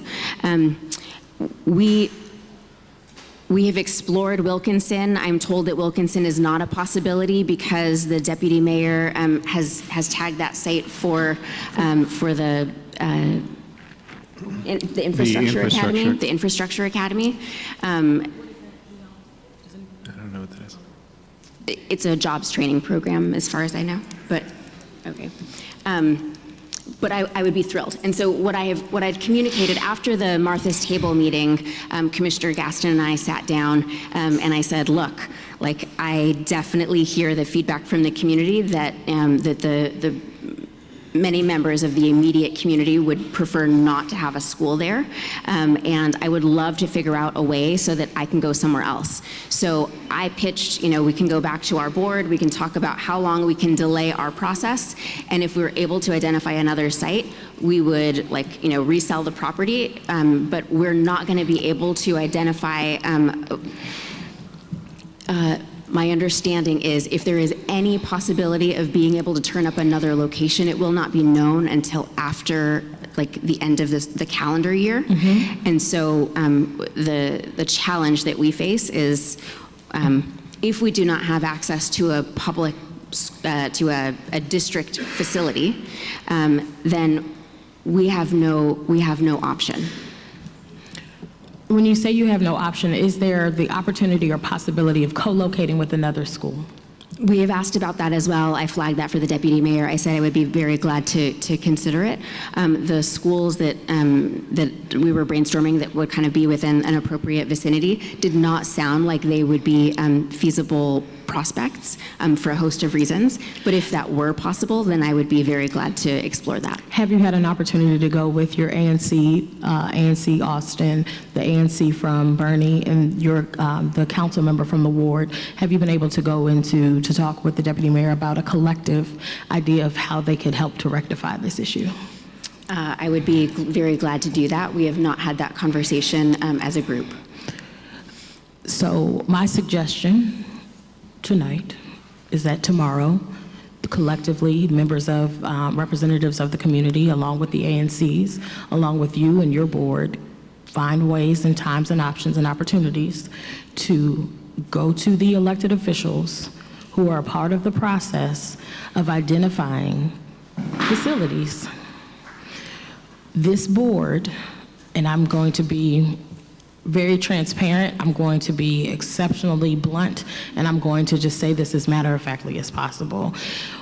The city is well aware of the concerns that operators such as yourself, such as KIPP, such as Achievement Prep, all of the operators have concerns about facilities. At the end of the day, the children that we are collectively, DCPS and the Charter School Board, are trying to educate via our LEAs, are really and truly being hindered by an uncoordinated effort to figure out where children can go. So while it makes all the sense that you all would be here to advocate, to have your voices heard, and we need to see that. I think everyone on this dais up here is in agreement with the idea of if this is an issue for your community, we should be willing to hear that out and find ways to rectify that. But in terms of the issue of facilities, knowing that there are DCPS schools that are under-enrolled, they are now trying to find funding to close budgetary gaps, and knowing that there's space and opportunity, especially with buildings that are sitting vacant, that are dilapidated, and have tons of resources in terms of where students can go. We need to eliminate whether or not that has anything to do with traditional or charter public schools, but where are we serving our children best? There is no reason that we should have members of this community,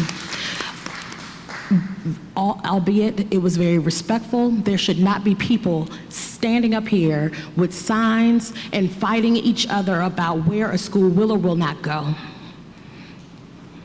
I've been on this board for nearly 2 years, and the idea of having people have animosity towards each other in their own ward and then against schools who are doing the work that we know that DCPS has not been doing over the last 20 years, I'm beyond frustrated. We hear you. The line of questioning that I asked to the representatives from Appletree was deliberate and to drive home the point that at the end of the day, telling a school or telling an operator that they will no longer be able to sit into a facility that is being what? It's being renovated, is not full, and could house not only that school, but additional space for other schools. How are we not only thinking about co-location, but also collaboration between our charters and our public schools?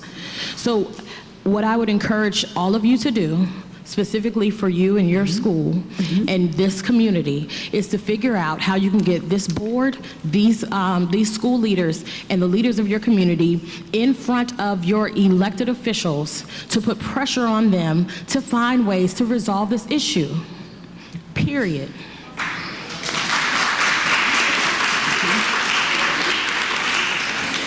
Now, I know that I've used up a lot of time and we're going to be here fairly late, but at the end of the day, the fact that we spend our time thinking about adult issues and whether or not someone believes in children or doesn't, or believes in a school or doesn't, at the end of the day, we know that there are schools that are not serving them. There are schools who want to, there are communities who are caught in the middle because they cannot have a thorough and deliberate picture of where schools are going to be located. That is unfair to y'all, that's unfair to y'all, and it's damn sure unfair to us. I don't like sitting here seeing our communities fight over simple things that we could have the people we elected figure out. So, I don't know if we're gonna take a bio break anytime soon, but I would encourage you all to find ways, because I know that you all have been having conversations, and I know and I respect how frustrated you all are. You had brand new property built, and what you don't want to have is a school in your backyard. Rocket Ship just had that issue how many years ago? How many? Exactly. So why are we fighting these same battles when schools exist? And I'm going to leave I'm done. Thank you.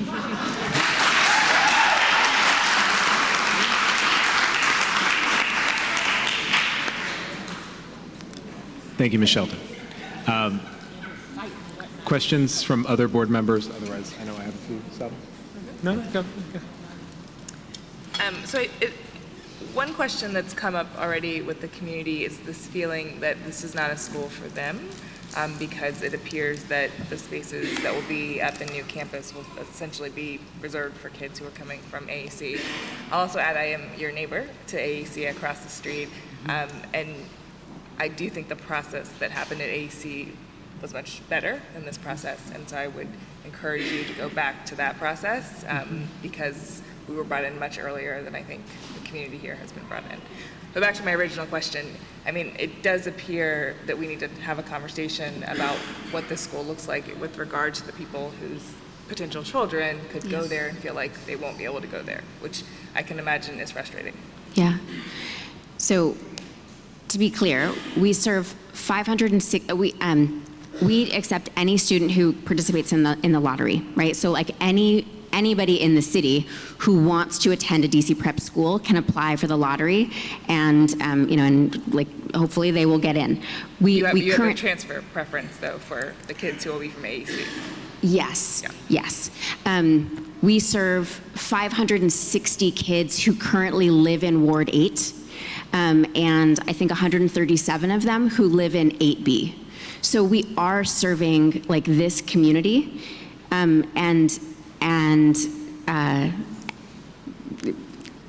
I think the question is like numerically, if I did not go to AAC, is there how many spaces are actually available for kids who did not go to AAC?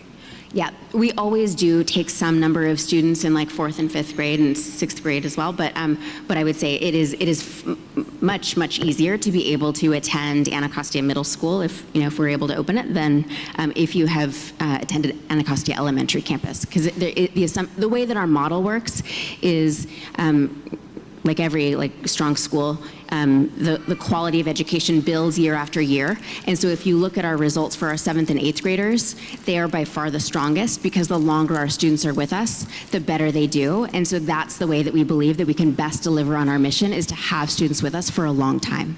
So I think you're probably familiar with my feeling that that's a wonderful idea. Public schools should be taking kids to the maximum capacity that they can, and so I would just highly encourage you, as I've encouraged all of our CMOs that have similar feeding patterns to open up as many seats as possible, because while that is great and it appears to work very well for your model, the ideal is to get as many seats as possible available in your school to kids who haven't necessarily been with you the entire time. Thank you.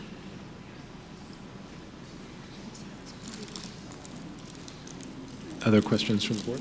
But So can we just spend a moment on Bernie as the option that you have for the next 2 years, or at least that's what you're asking us? So what is preventing that from being a long-term option?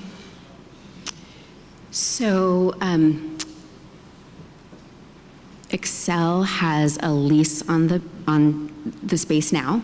They are the primary occupant. They are supposed to be moving out of, their lease is ending. They're supposed to be moving out of that building until such time as like the Excel community has a home. There is no real certainty about what will happen with that school.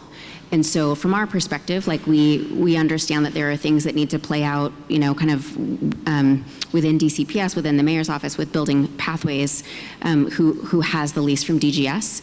And we're waiting to see what ultimately happens as to where Excel will be located. Can I just add? I spent a lot of time on this when I was still working at DC Prep, which is we at DC Prep would be very interested in staying at Bernie. And so we would be ready to sign a long-term lease immediately, at any time someone brings us a reasonable lease. So in my opinion, just speaking as a board member, it's just politics. No one is willing to stand up and say that Excel should move and we should be able to be there. So we've just been waiting. We've been waiting for, I don't know, a year and a half on this. So, and Excel is a school of far more grades and students than you all. So if their lease has ended or is ending, they've got to be engaged in the same set of conversations about where they're going to go. So I'm supposed to be meeting with DCPS like within the next few weeks. As soon as I'm just waiting on them, I've like opened up my schedule entirely to talk about what their plans are for that school. Because as soon as there is any clarity around where what will happen with the school, that will allow us to be able to plan, and probably us and others, right? Because we wouldn't even need the full space. And so I think we're all just waiting to see what's going to unfold in DCPS's planning. Who's going with you to that meeting with DCPS? I can't go. I highly encourage you. Great. To demonstrate that there is political cover because there is a desire to collaboratively think about this. So it can't just be you. It needs to be you and members of the community, you and other people going and putting pressure on people to say, we do not need to have people fighting about where folks are going to be located. We would like to see how we can think through this and use that as a model for other ways to think through it. We are having individual and siloed conversations, and folks are nervous about making moves and doing things that unfortunately disrupt what happens with children. So while I'm glad that you're going to have that conversation, that isolated conversation there's no public forum other than council for us to have this dialogue. Right? I hear you, and I respect that. Yes, there's no dialogue, there's no open meeting, there's no transparency discussion with the deputy mayor for education. There is none. So I highly encourage you to take the members of the community that would like to see this resolved with you when you go have that meeting. That show of public support and pressure will shift that conversation. Again, we're having siloed and individual conversations that are held in people's offices and in conference rooms where we are now having a conversation that has absolutely nothing to do with what we're going to vote on next month. Nothing. And I'm saying this because you and I were going to have a conversation, and I said, I don't want to talk to you one-on-one. I want to have this publicly. You have to have this conversation with other members of the community, asking the members of the electeds, asking them to think through this with you all. We can't keep having siloed conversations, and this isn't me berating you. Please know that. Know that this is not about how you did or didn't do. People have shown up and said what has and hasn't happened. Yep. We can't go back and change that, but what we can do is think about how to do this differently. And at the end of the day, everybody that is in this room has the ability to go to their council member, go with their ANC, go to the deputy mayor for education, and essentially go to the mayor and say, you want to see a dedicated plan and idea of how we're going to address this issue, because this can't keep coming up year after year. It's not fair to kids. And I'm tired. Great. Thank you. Jim? It sounds as if the closing date on the Frankfurt property is going to be well before you know whether the Bernie property will be available to you. Is that right? That is true. And what is your incentive to continue to pursue the Bernie property once you own the Frankfurt property? So it would be phenomenally easy. Well, one, it's closer to AEC than, number one, I wouldn't have a whole bunch of people who are really angry with me. I am really invested in not having a whole bunch of people who are really angry with me. So that's like number one consideration. Number two, it would be less expensive. Number three, it would be closer for our families. Number four, it would like prevent us from having the disruption of moving from one location to another. I would be thrilled to stay at Bernie, thrilled. What are you going to do with the Frankfurt property once you own it? I've offered to Mr. Gaston that we could put together a committee of members from the community. We could identify a set of criteria, and we could use that criteria in order to identify a purchaser who would be more embraced by the community. I think we would have to figure out the terms of like exactly what that would look like, but that was a conversation that Commissioner Gaston and I had in late August. To that point, just so we can keep full transparency, if you do not renew at Bernie, you will be constructing something, and so can you talk through what that would look like for the benefit of folks in the room, and in terms of what that would entail for a school to open in 2021? Not in 2021, at the end of the 2 year, after the Bernie lease is up. Yeah. So if we are in the position where we end up needing to move forward with the Frankfurt Street site, you're asking what it would involve in terms of like the when we would start, when it would start. What would your construction plans be?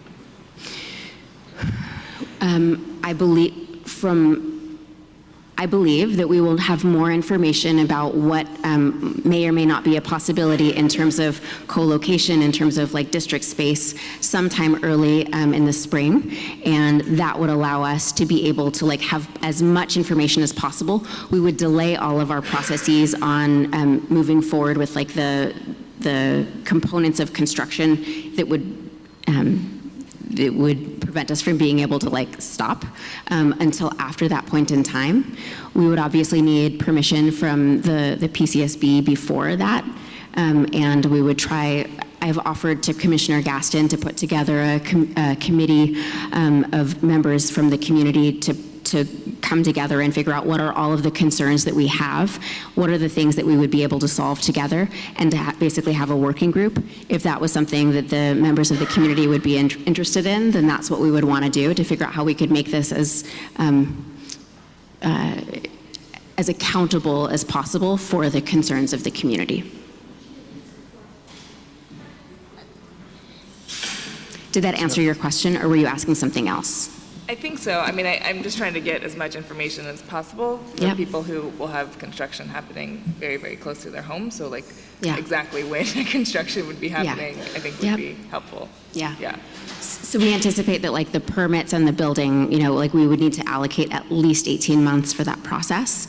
And if we need to be able to open the school like, in June, we would want it to be ready in June of 22. And so we would try and like kind of get really started in earnest 18 months before that.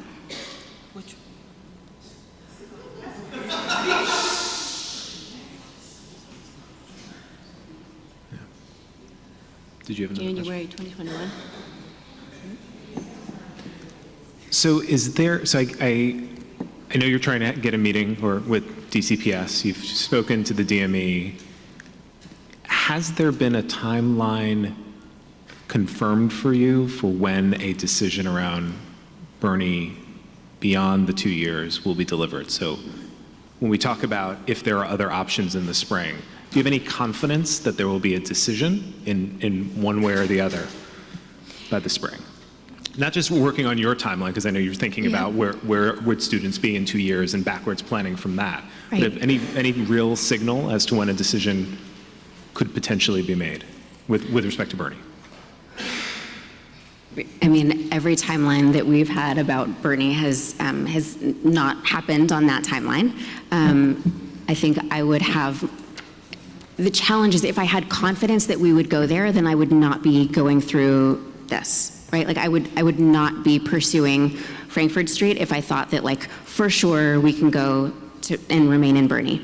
And so until such time as we have confidence, it feels irresponsible to our families who are depending on us to not continue to like explore the best possible option, which was Frankfurt Street. I believe that I will know like significantly more about whether or not Bernie is a long-term possibility, like in March, April timeframe. Rick, if I could add, that is the time when the city releases their budget, which includes their capital budget. And if the city has concrete plans to relocate Excel, I would expect that we would see it in their capital budget in March. How much was the deficit that DCPS had? $7 million. All right. Thank you, everyone, for your input. Thank you for everyone who's come out to speak both in favor and against some aspects of the plans. And there are a number of things we've talked about that we'll be following up with as well. Can I say one thing before we're done? Can I say one thing before we're done? Just to Saba's point about the difference in this process and the AEC process, I mean, I think we have, as an organization, learned a lot about community engagement over the years. In this process, I was less closely involved with because I'm on the board and I'm on staff right now. But everything I understand, everything we tried to do, and our intentions were exactly the same. And that's what's hard about it. And I think in this case, when we saw this listing, we went and looked at the property, and it seemed viable, and there had been no property that seemed viable basically for like 2.5 years. Or we would go and look at different properties, and they would not be viable for various reasons. So we looked at it, and it was viable. But it seemed like there were multiple buyers potentially interested, and they wanted an offer right away. And so it was put in an offer, like immediately. You put in the offer, and all that really means is you're putting in a piece of paper, and maybe you're putting up $50,000 as a deposit, but it's non-refundable, so you can get it back. So all you're doing is you're putting in a piece of paper. So we went ahead and put in a piece of paper, and then at that point we said, okay, what are all the things we have to do to see if this is viable? What about community engagement? What about would the building fit on this site, et cetera? And we were literally just starting that process, I think, when some, people saw people around and said, what are you doing? Understandably, I'm just trying to explain. Understandably, and so then it was like, wow, what are you doing? You're doing all this stuff and you hadn't told us about it. And so we kind of, unfortunately, we did not go forward. We didn't have ever a chance to be the first people there to say, here's what we're thinking about, here's what we're doing, because it was like we had just started to think about it. So I just wanted to make that point, which is we had tried to start with the same, we tried to go through the same process, and this time we've kind of been behind the 8 ball, and as a result, we have, I think, given off a very different impression of who we are and what we're trying to do than how we think of ourselves. And I just would say, as someone who participated in that process, it wasn't just the siting, it was an ongoing process. I mean, I was there when... Get me closer. I was there when we talked about the traffic patterns. I mean, there was the constant, ongoing interaction. We knew when the construction people would be there. We were told what hours. We asked to push it back. Like, there was a really ongoing dialogue, and this is not the start of a good ongoing dialogue. And so to the extent that this ends up happening, that's the part, I mean, we've obviously missed the part about siting, but the part about the ongoing collaboration and discussion can still happen the way it did in my neighborhood. And so if this does happen, which, frankly, it doesn't appear that, I think someone said being in a neighborhood where you're not wanted is not really an ideal situation for the kids or the community. And so hoping there's some, different discussions that happen, but if it does happen, the process that you did with the AEC community, I think was a good one to follow. All right. Do you have? Just one thing. Just for the record, not for you all, not simply and solely for you all, but let this and other situations like this be an example of hearing out communities, and I recognize that a lot of the conversation that has been had in public forums have been very tense. But being able to lay out what you just laid out and being honest, upfront, and transparent goes a long way, along with being able to not only rectify but apologize when people have been aggrieved. So I would encourage whatever discussions that happen between you and the community going forward, start with an apology for what has happened thus far and thinking about how to move forward. And that's, again, not simply for you all in your case, which it is applicable, but thinking about that for all of the operators who are all trying to figure out how to do this in the most effective, efficient, but it's not always at the front of their thought to do this in a way where people are truly engaged and respected and feel that they have been respected. And so putting that at the forefront of how we all do this work and being thoughtful and respectful of the communities that we are trying to serve. Thank you. Okay. Thank you. All right. Thank you very much. Terry, do we want to call Kip up? Great. Thank you. No.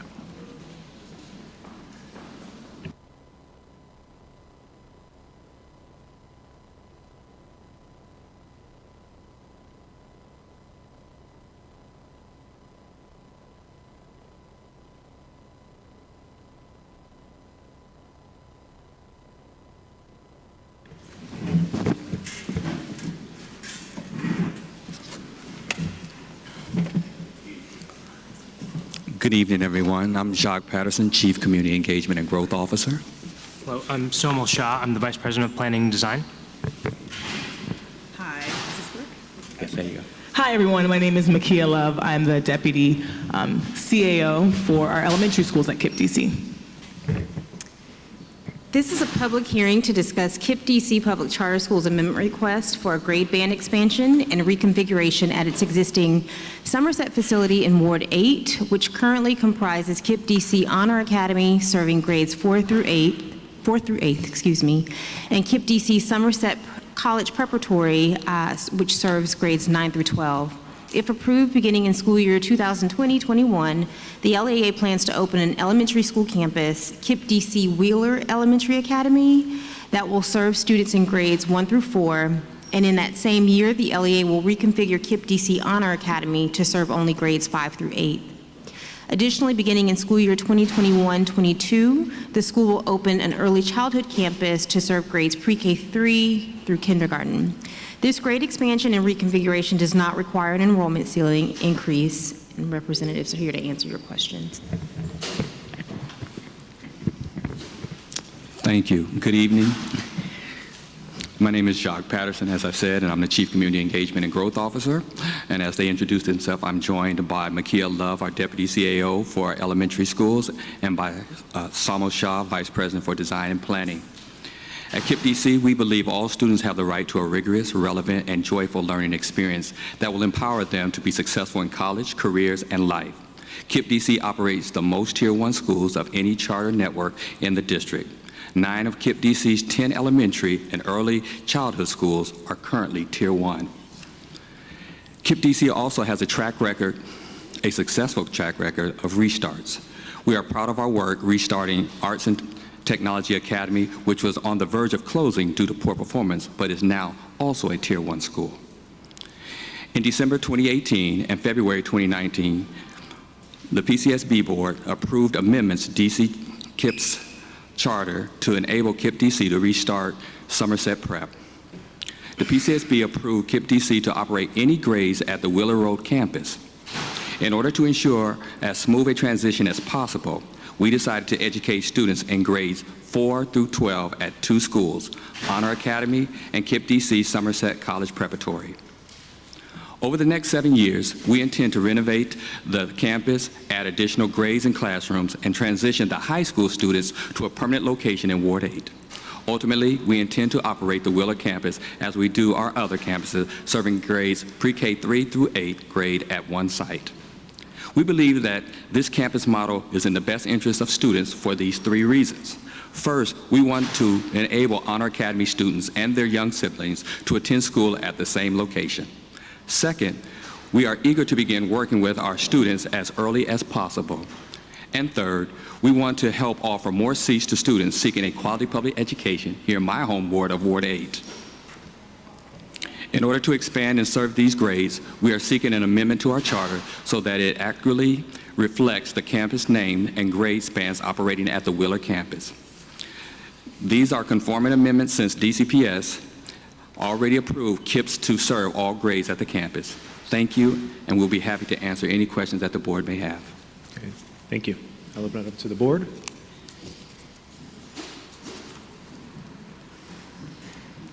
Hi.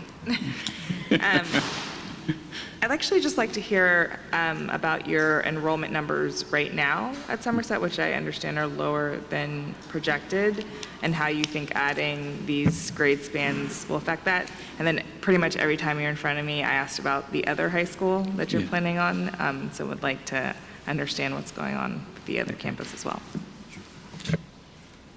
So I can talk a little bit about the enrollment at Somerset today. So when we were approved to operate Somerset in December, we had sort of limited information about the level of need, the number of students who were actually there. We had last year's enrollment information, but we weren't sort of inside the building. By the time we better understood what the students and families wanted, needed, we decided to actually focus on serving existing students as well as we could. So at the high school level, grades 9 through 12, we set a 80% re-enrollment target. We ended up getting about 70%. We didn't want to re-enroll or enroll new students at the high school because high school turnaround is extremely challenging. And so we are slightly under target at the high school, but it's because we didn't do too much backfilling there in this particular circumstance. For Honor Academy, we decided to maintain sort of a homeroom size of 2 homerooms across all of the grades.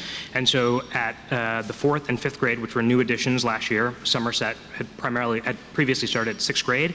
We added 2 homerooms at our model size, which is about 50, so about 25 per homeroom, and we set a target for re-enrollment of 80% there as well, and we did hit our targets at Honor Academy. So that's the reason it was sort of intentional that we are a little bit smaller, but we actually saw really strong demand, and we actually have 350 or so students on the wait list right now for both schools at the Wheeler Road campus.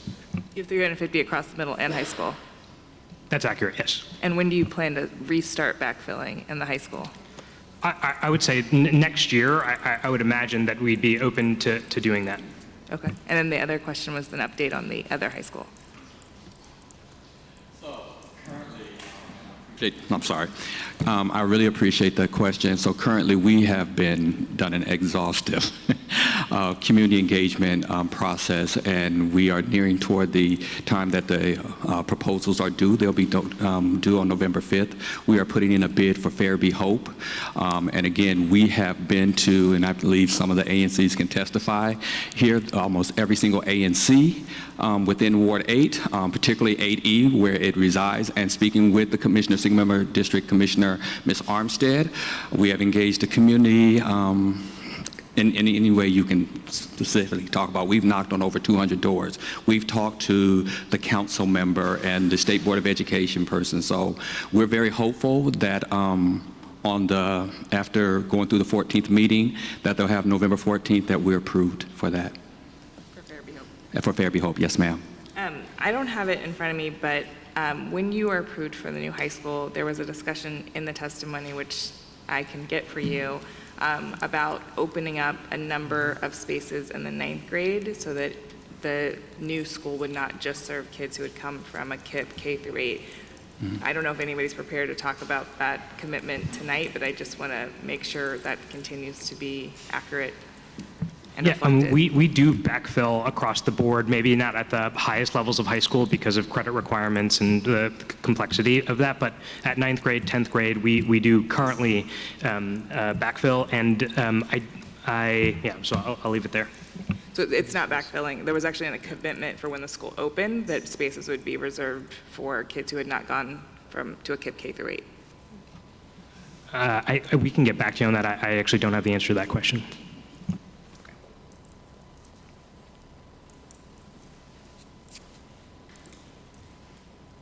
Other questions from the board? So thank you for this. Given your existing Somerset campuses that were acquired as part of the school turnaround plan, how do you ensure that the proposed grades will maintain highest standard of quality? Hi, thanks for the question. I'm excited to talk to you about it. We've had a strong start at Honor Academy and at Somerset. So the proposed grades would be elementary, which is my wheelhouse. Some of the things that we've done so far, very intentionally, and I just got a chance to visit the school last week, is that we have a really small school feel. Even in the middle school, students aren't transitioning a lot. They've been very intentional about making relationships with families so that every kid feels known and feels loved, and they have a strong bond and sense of community and connection. We've also just made sure that teachers are teaching research-based curriculum. We had a lot of good teachers and staff there, and now they'll benefit from just being a part of our KIPP LEA. We've doubled down on instructional coaches for all of the subject areas, but also we have special education instructional coaches and just robust PD. I think I'm very proud of the success of our early childhood schools and our elementary schools. We've got 2 of them that are blue ribbon schools, and I'm excited for us to explore that possibility with Somerset and with Honor and with any other grades that we'd expand to down there at Wheeler. Thank you. And just related to that, do you, in order to serve at the same high level of quality, will you need to bring on additional staff, or are you able to work with what you already have? Sure. I mean, we always assess what the needs are. So for instance, this year, we just doubled down on the number of mental health providers, like across all of our KIPP DC schools, but specifically at Somerset. Last year, if you were to go to Somerset, we had 1 principal, but this year we have robust leadership teams because, we know Restart can be challenging, and it's something that we always are continually assessing, right? Like, what staff and what resources do we need to make our schools excel and to help our teachers thrive?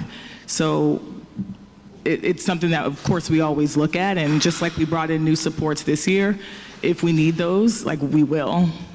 Just do whatever's in the students' best needs. We've talked a lot about community engagement this evening. What have you all done in terms of community engagement to explain the plan and the growth? Yes, ma'am. In that particular area, we started as soon as we were kind of interested in Somerset. We started attending ANC 8C meeting, and we were very happy when we came before you that we had their full support and a letter of support from them. At that particular time, they were almost near the end of their term. That was November, December timeframe of that year, last year. And we went back, and we have gone back every single month to talk to them. We have engaged their single-member district ANC, Mr. Salim Adolfo, on a regular basis. He is updated, and we meet with them on a regular basis. But above and beyond that, we've also, because we knew that the community had a lot of just hard times in the community, so to speak. We're working with Cure the Streets to make sure that not only the building is safe and everything, but also that the community as a whole is safe. We know there's, and I live in this ward, there are different activities that go on between neighborhoods. So we're trying to make sure that kids are safe back and forth to, including safe passage. KIPP has led that kind of charge throughout the whole city and getting funding put into safe passage. So we continue to do both inside internal community engagement, and then we also do external community engagement throughout the whole ward and the single-member district.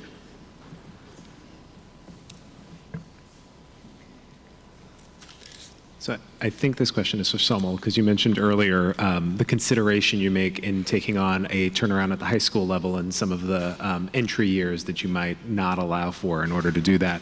How does that fit philosophically then with taking on more in bringing on additional? And I understand the rationale, but in a world where you can only juggle so many things, how do we secure the turnaround, which this board voted enthusiastically for, in order to ensure that the students at Somerset in the middle and high school grades were going to be served well? Yeah, no, it's a great question. So I think when we started looking at Somerset's, so naturally, the grades will get larger because some of the Somerset high school grades are like 24 and 25 students. So in some ways, just because we've got 2 full homerooms or larger grades in 8th grade and 7th grade, the high school will get larger. At the same time, we do have some attrition from year to year. And so we would, from a financial perspective, want to be backfilling some of that so that we can afford all of the resources that Makia spoke about. So I don't imagine, just sort of given the footprint of the existing facility, that we would expand anything dramatically, but I do think that we could see a larger enrollment size overall at the high school than exists today. Okay. Thank you. There aren't any other questions. We have one more item for the hearing, and we'll be voting on this matter, as with the others, at the November meeting, November 14th, to be precise, 18th to be precise. Great. Thank you. Thank you, KIPP team. Thank you.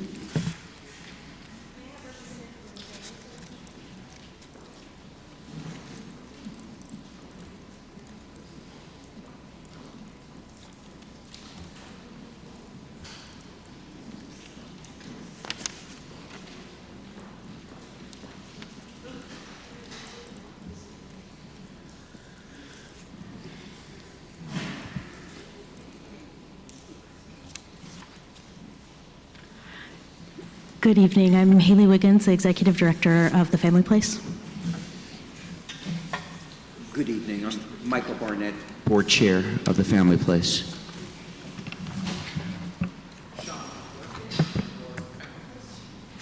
Say that one more time. Sean Chakravarti, Board of the Family Place. This is a public hearing to discuss the Family Place Public Charter Schools Amendment Request for a de minimis enrollment ceiling increase of 5% of its maximum enrollment ceiling for each school year, which is an increase of 7 students beginning in school year 2020-21. School is currently approved to educate up to 140 students in school year 2020-21 and school year 2021-22. And its maximum enrollment ceiling is 175 students for school year 2022-23 and beyond. If approved, this increase would allow the school to serve up to 147 students in school years 2021 and 21-22. And in school year 22-23, the school's maximum enrollment will increase by 8 students to a new maximum of 183 students at capacity. Representatives are here to answer any questions you may have. Good evening. Do you want to open up with any remarks or? Sure. Yeah, we're just starting our 2nd year of operation. And we have exceeded our enrollment targets both years. Our enrollment ceiling for the first 2 years was 120. In year 1, we reached 131. And then this year, we're at 136. 5 are duplicates, so we're still in that phase. But we've successfully over-enrolled each year, and would like to. It would be helpful to be able to get some additional funding for those additionally enrolled students. I know that we're a new school, and we just have the preliminary results of our first year, but we have done very well. And if we were tiered, we would achieve Tier 1 in our first year, even though we're not officially tiered this year. So we feel very strongly, that the community needs us. We have a high interest in our programs and have been very successful this first year, going into 2nd year of operation. Thank you. Have you had any opposition from the community in terms of No, we haven't. I mean, I reach out regularly to our A1C, Christine Miller, and she's very supportive, and we haven't gotten any opposition. Is it just this year that you have been over-enrolled, did you say? I'm sorry? Is it just this year that you have been over-enrolled? Last year and this year. So we opened last year. We hit 131, and we're funded for 120 because that was our ceiling. Yeah. This year, we're at 136. And how have you been able to close that budget gap? We've been in the community for many years and are very resourceful. So we work with lots of volunteers and we were used to providing many of the same services, which with a lower budget. We have that experience and have been able to do it. Can you put a dollar figure on what that gap has been? If you have been fully funded for the number of students you're serving, do you have an idea?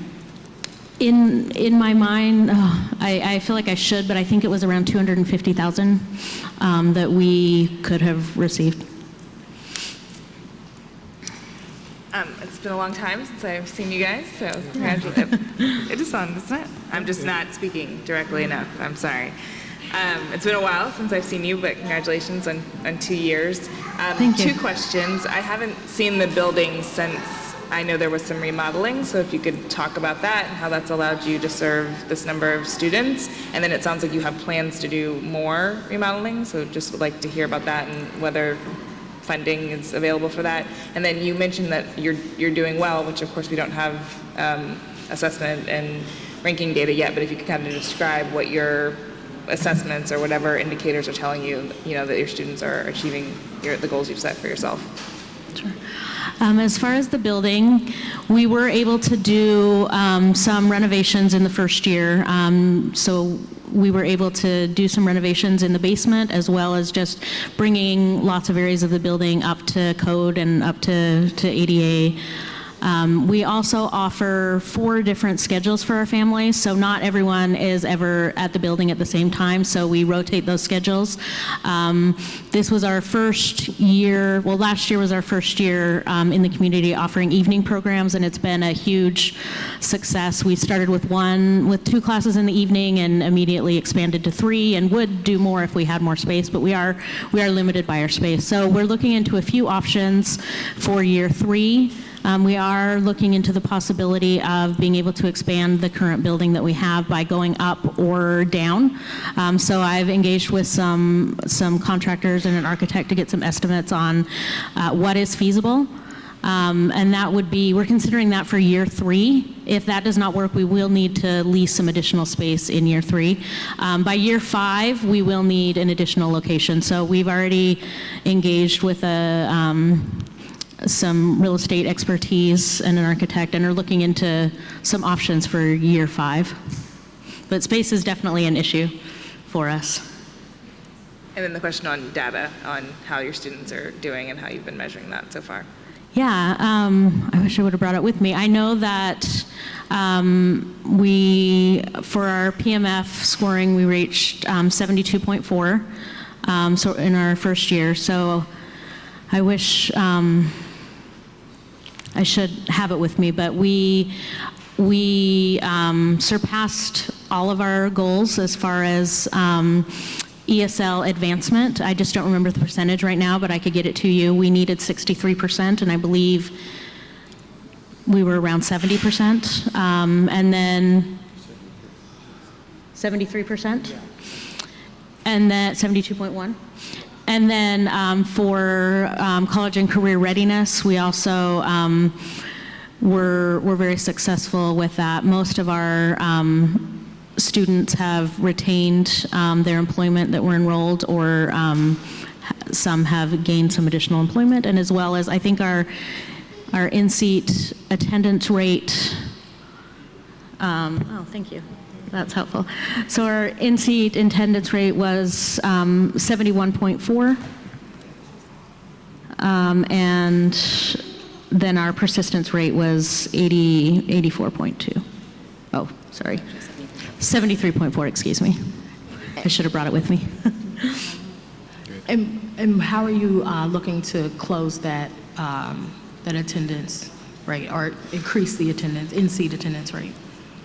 Well, we've used various incentive programs, some different competitions to get they can be entered into a raffle if they have 100% attendance. We're working with an adult population, so it is a little bit different, but we're trying to think of different ways to motivate them and encourage them. We offer a 2-generation program, so the parents are able to bring their children with them to the center. So we're doing reading challenges where the parents and kids are reading together, different things like that to try to motivate the students, as well as we were able to hire an additional case manager and employment specialist this year to really help them address any needs that they might be having that are keeping them coming to class.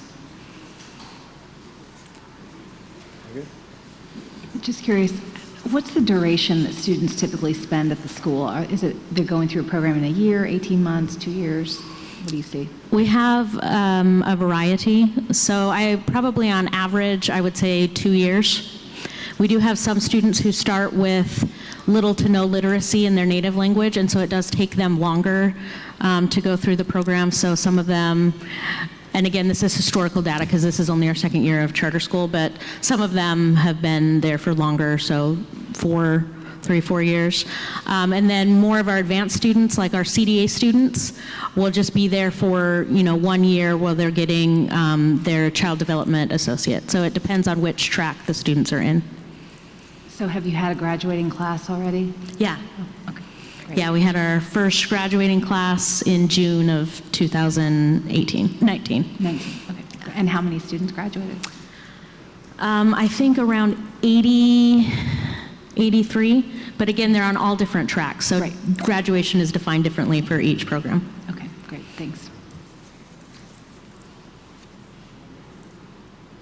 Any other? If we don't have any other questions, we'll see you back next month. Okay, for the thank vote. you. Great, thank you. Thank you. All right. So now we're going to transition to the public meeting, and I'm going to start with needing a motion to approve the agenda. So, board members, can I get a motion?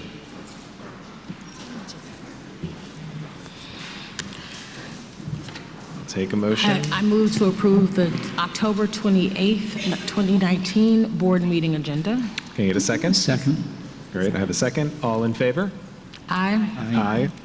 Great, and I have an aye from Steve Bumbaugh as well, who is unable to attend today. All right, we have a few moments for additional public comment. Any public officials in attendance who wish to speak or be recognized? Okay. Anyone additionally who would like to add any public comment to the record? Thank you.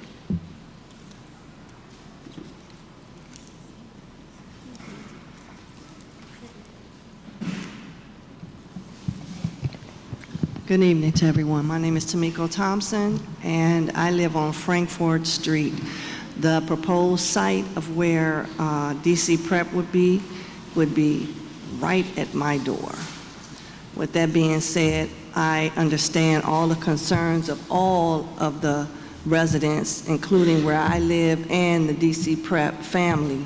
And education is important to everybody because I have children too, that they're grown now, but one of them did go to Achievement Prep, and he graduated though from Eastern, which is still a good public school, and I have one that graduated from Ballou, which is still a good DC public school.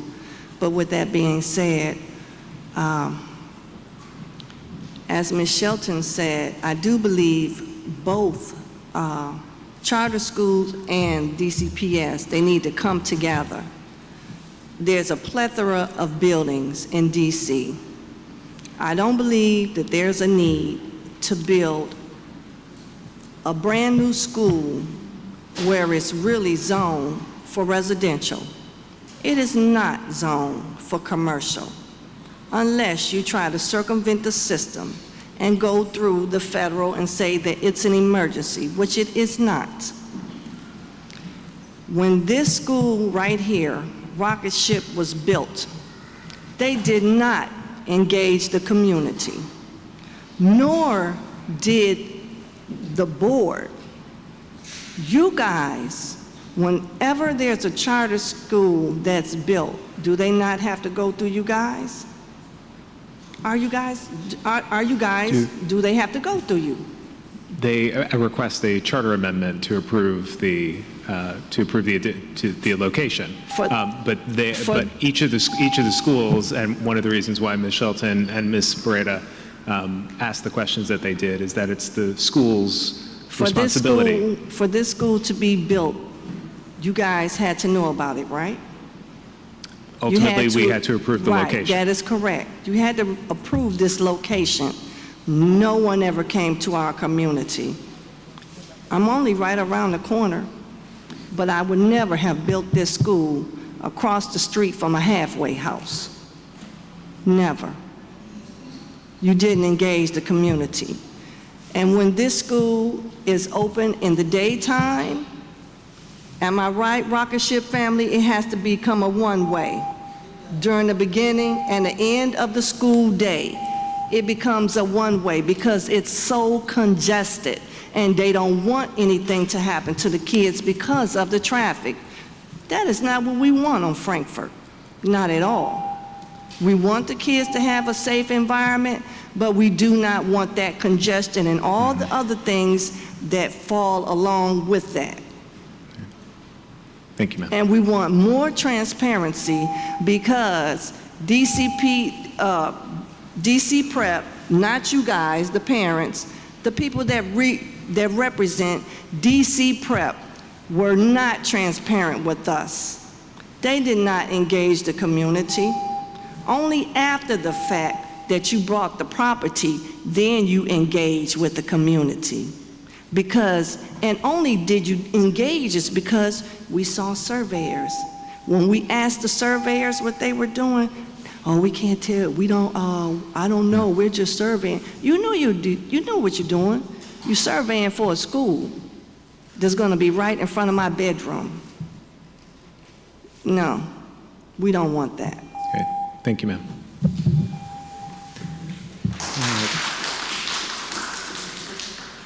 All right. Oh, sir, didn't you already testify? Okay. Okay. Yep, yes.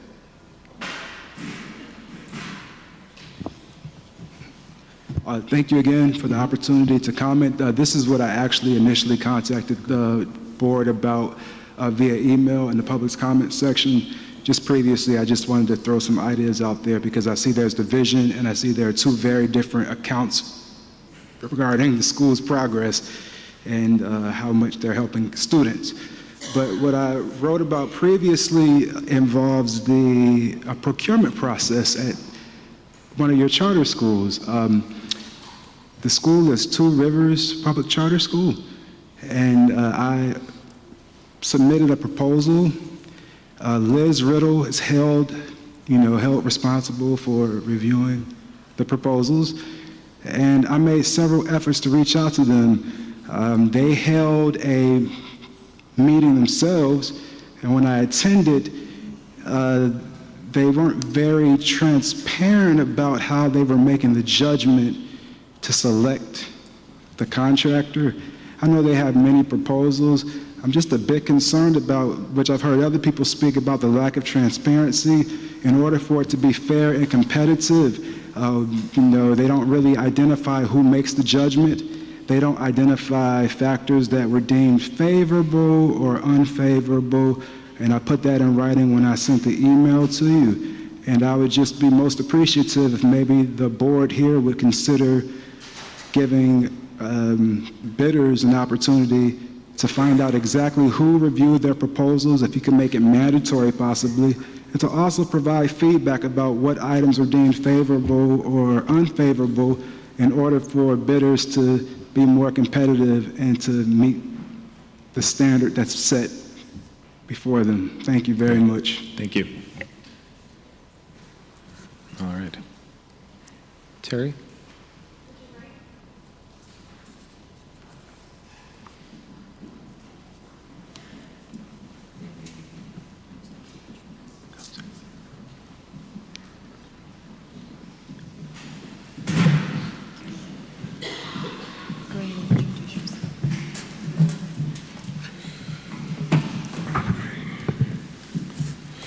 Good evening. I'm Dr. Marco Clark, CEO of Richard Wright Public Charter School. Good evening, Alicia Funderburg, COO of Richard Wright Public Charter School. PCSB staff recommend that the board approve Richard Wright Public Charter High School for Journalism and Media Arts charter amendment request to relocate its campus to a new facility in school year 2019-20 and approve PCSB Board Chair Rick Cruz to sign the amendment on behalf of the board. The school plans to relocate to a new facility located at 475 School Street Southwest in Ward 6, effective on January 1st, 2020, for the remainder of the school year, of the present school year. We held a public hearing on September 16th about this proposal, and we did not receive any public comment. But in case you have any lingering questions, representatives are here from the school. Okay. Do you want to open up with any remarks? All right. Well, good evening. It's been a long day. I just want to say thanks again for the board for bringing us back. We've been working with OZO throughout this past month to submit the documents that were requested. And we've gone over many of the things that to get a clear understanding. We've also brought our CPAs involved with the conversation with OZO to kind of outline any questions to ensure that there was clarity taking place from the last board meeting. Great. All right, so I'll open it up if any board members have any further questions.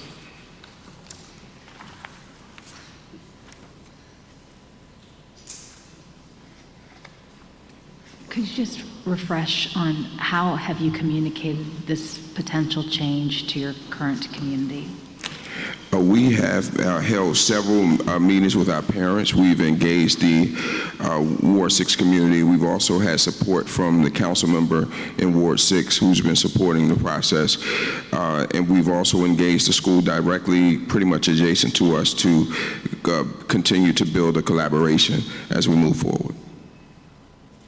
Have the families expressed any concerns about moving?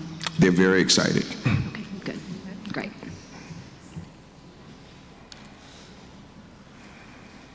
So I think the issues that we raised, or the questions we raised, I should say, not issues, the questions we raised last time were with respect to student enrollment, re-enrollment, and ultimately your ability to sustain financially the school. So I know you've been in conversations. Could you summarize for us sort of where you and hopefully your board have come to sort of peace with the investment that you're making?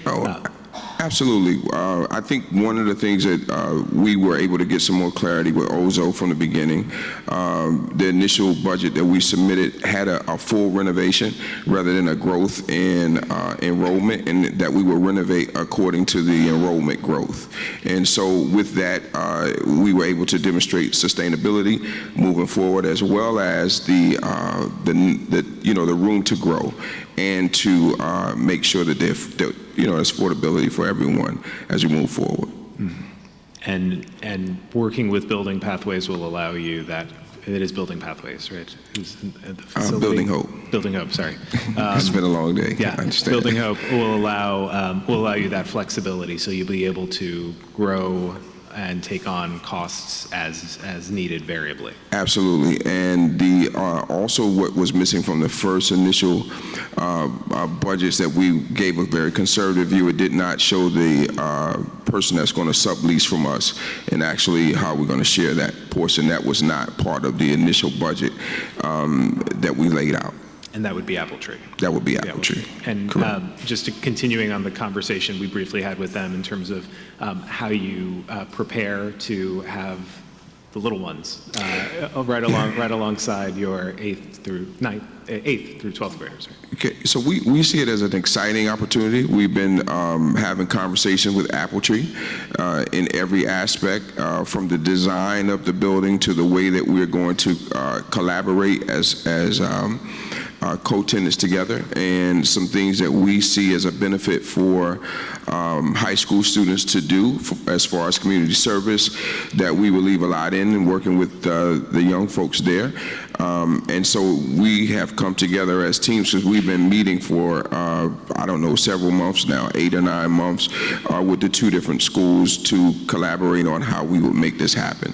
And so the design of the building is going to be great to work and share and work with the safety. As you know, we are really big on safe pieces with our students, and so we're going to continue to do that with them as well.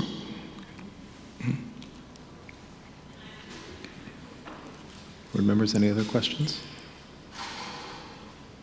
Well, I want to say thank you for responding to all of our questions and at that point concerns about the financial feasibility of it and working with the team to get that all squared away. Absolutely. So if there are no additional questions, I'd be ready to entertain a motion.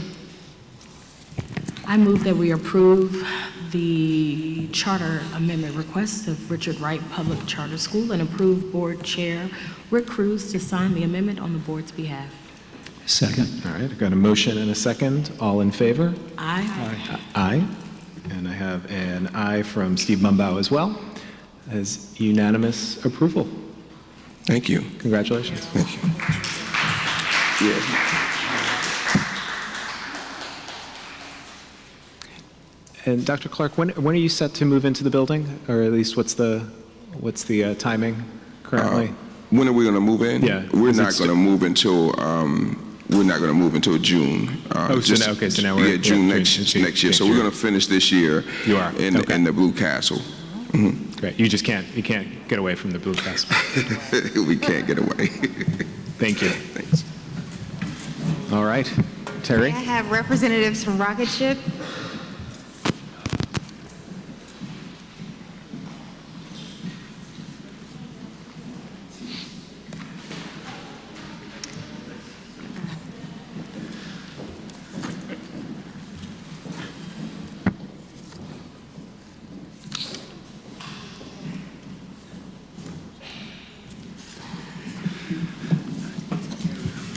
Good evening again. Jacques Patterson in this capacity as a board member of Rocket Ship. Josh Pecos, Director of Schools for Washington, D.C. for Rocket Ship Public Schools. Joanna Smith, DC Regional Director. DC PCSB staff recommends that the board approve Rocket Ship Education DC Public Charter Schools charter amendment request to operate its 3rd campus at a new location in Ward 5 and approve PCSB Board Chair Rick Cruz to sign the amendment on behalf of the board. School plans to operate its 3rd campus, Rocket Ship Ward 5, I believe that name will be changed, at 5450 3rd Street Northeast, beginning in school year 2020-21. The school currently operates 2 other campuses, Rocket Ship Legacy Prep in Ward 7 and Rocket Ship Rise Academy in Ward 8. If this request is approved, beginning in school year 2020-21, Rocket Ship will operate all 3 campuses in Wards 5, 7, and 8. We held a public hearing about this proposal on September 16th. We received 18 public comments in total, of which 14 were in support of the school's request and 3 were opposed, and the representatives are here to answer any lasting questions. Any opening remarks before I ask our board if they have any questions? We don't, You got it. actually. It's all out there? All right. Board members?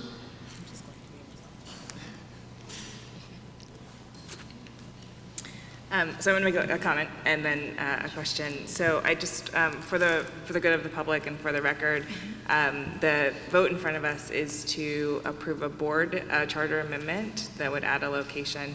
Rocket Ship signed an agreement with DC PCSB back in 2014 that allows it to open a new school every school year, provided that it meets certain requirements, including having all your campuses be Tier 1, which you have met.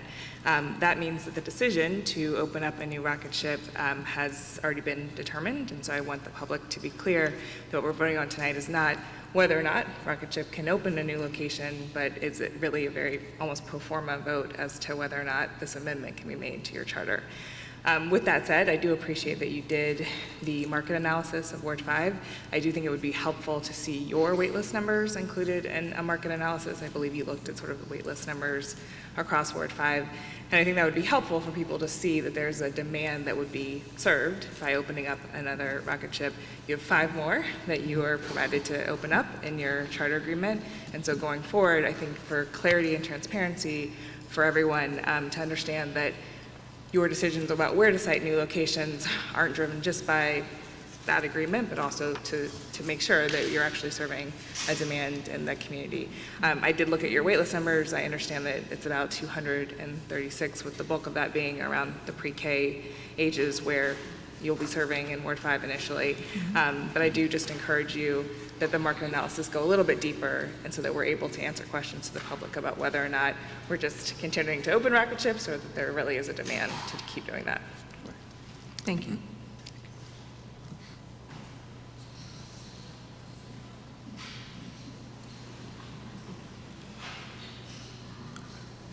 So one question I'll bring up is with respect to subletting.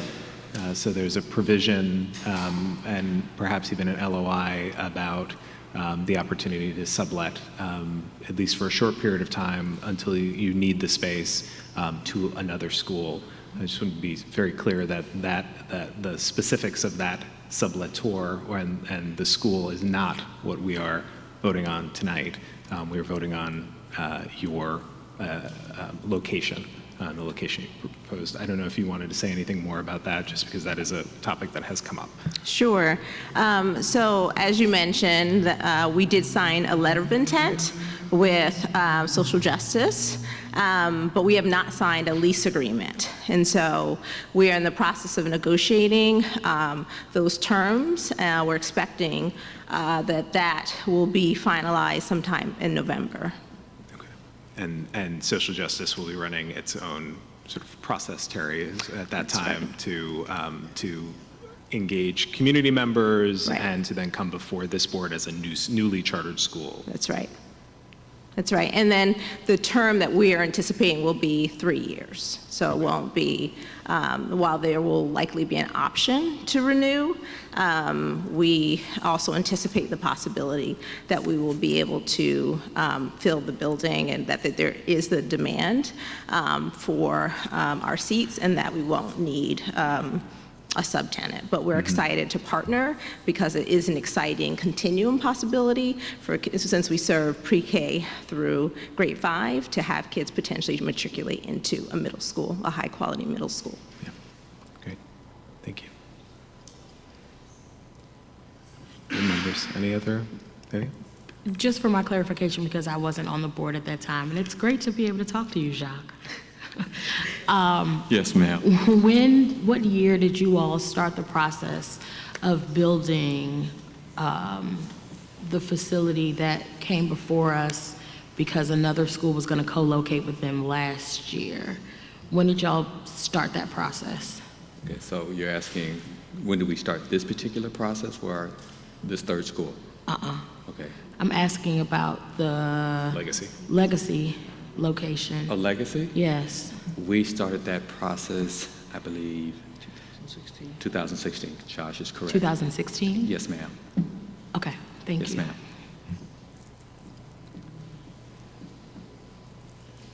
All right. If there are no other questions, I will take a motion on this vote as well. I move to approve the charter amendment request of Rocket Ship Education DC PCS and approve board chair Rick Cruz to sign. We haven't even voted yet. Right. They may say no. This is just a motion. This is just a motion, so I'll start over. Right, hold on. I move to approve the charter amendment request of Rocket Ship Education DC PCS and approve board chair Rick Cruz to sign the amendment on the board's behalf. A motion and a second. All in favor? Aye. Aye.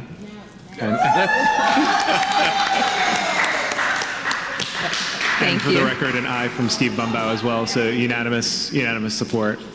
And we just want to thank you guys. As you see, we have a lot of parents. that are in their home school, and it's been a pleasure working with them, so thank you. Thank you. Thank you. Thank you all. All right. Katie Damon?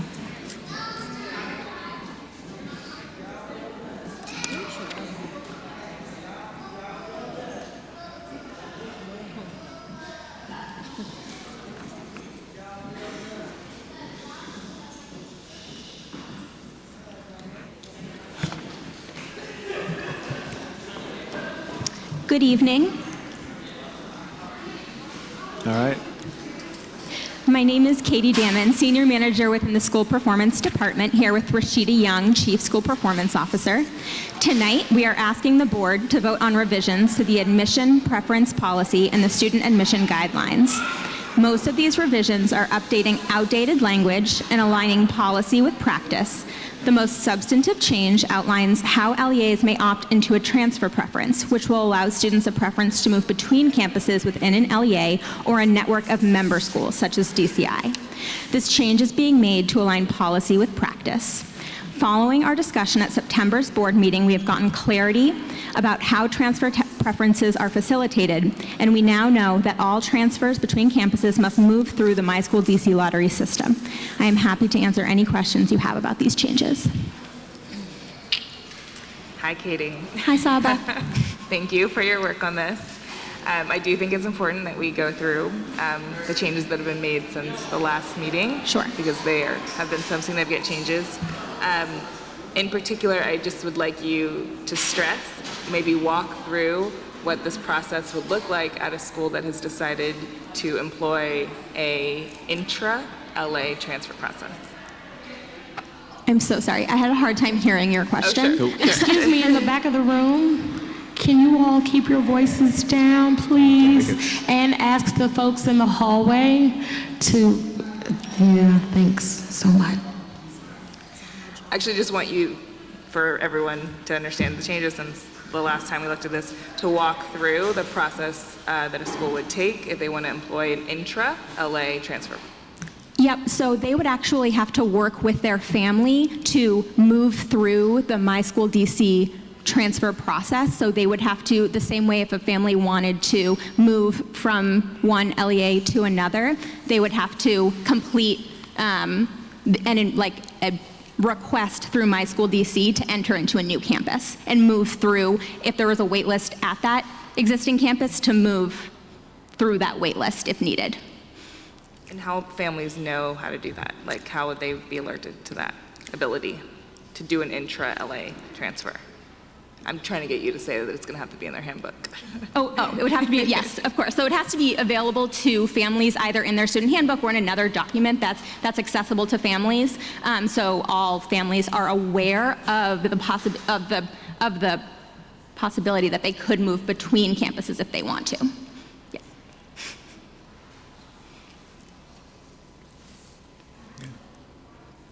I just want to acknowledge the many sort of inputs both my vice chair, but many other board members had across this process. So thanks for addressing this, both so that we can ensure the fairest process, but also the most transparent process. So thank you for that. Board members, any other questions? One of the most debated policies. All right. If no other questions, I'll take a motion on this as well. I move to, sorry, I feel like it should be me. I move to approve I move to approve the revisions to the student admission guidelines and admission preference policy. Second. Okay, got a motion and a second. All in favor? Aye. Aye. And an abstention from Steve Bumbaugh. 6 votes in favor. Motion passes. Policy is in place. Thank you. All right, just a few last things for this evening. As usual, we have a consent calendar of items to be read into record. Those are all available in the public record. Before we vote on the consent calendar, would any board member see a reason to remove an item for discussion, or if there is a recusal? If not, I will take a motion on this as well. I move to approve all items on the consent calendar. All right, I've got a motion. Can I get a second? Second. A motion and a second. All in favor? Aye. And an aye from Steve Bumba as well. All right. Any new business on the part of our board? All right. If no new business, I will open the floor for one, hopefully brief, moment of public comment. Does anyone have anything else to add to the public record this evening? Going once, going twice. All right. I will take a motion to adjourn. Are you ready? I move to adjourn the Okay. October 28th, 2019 board meeting. All right. Second. Motion and a second. All in favor? Aye. And we are adjourned. See you on November 18th. They're not here.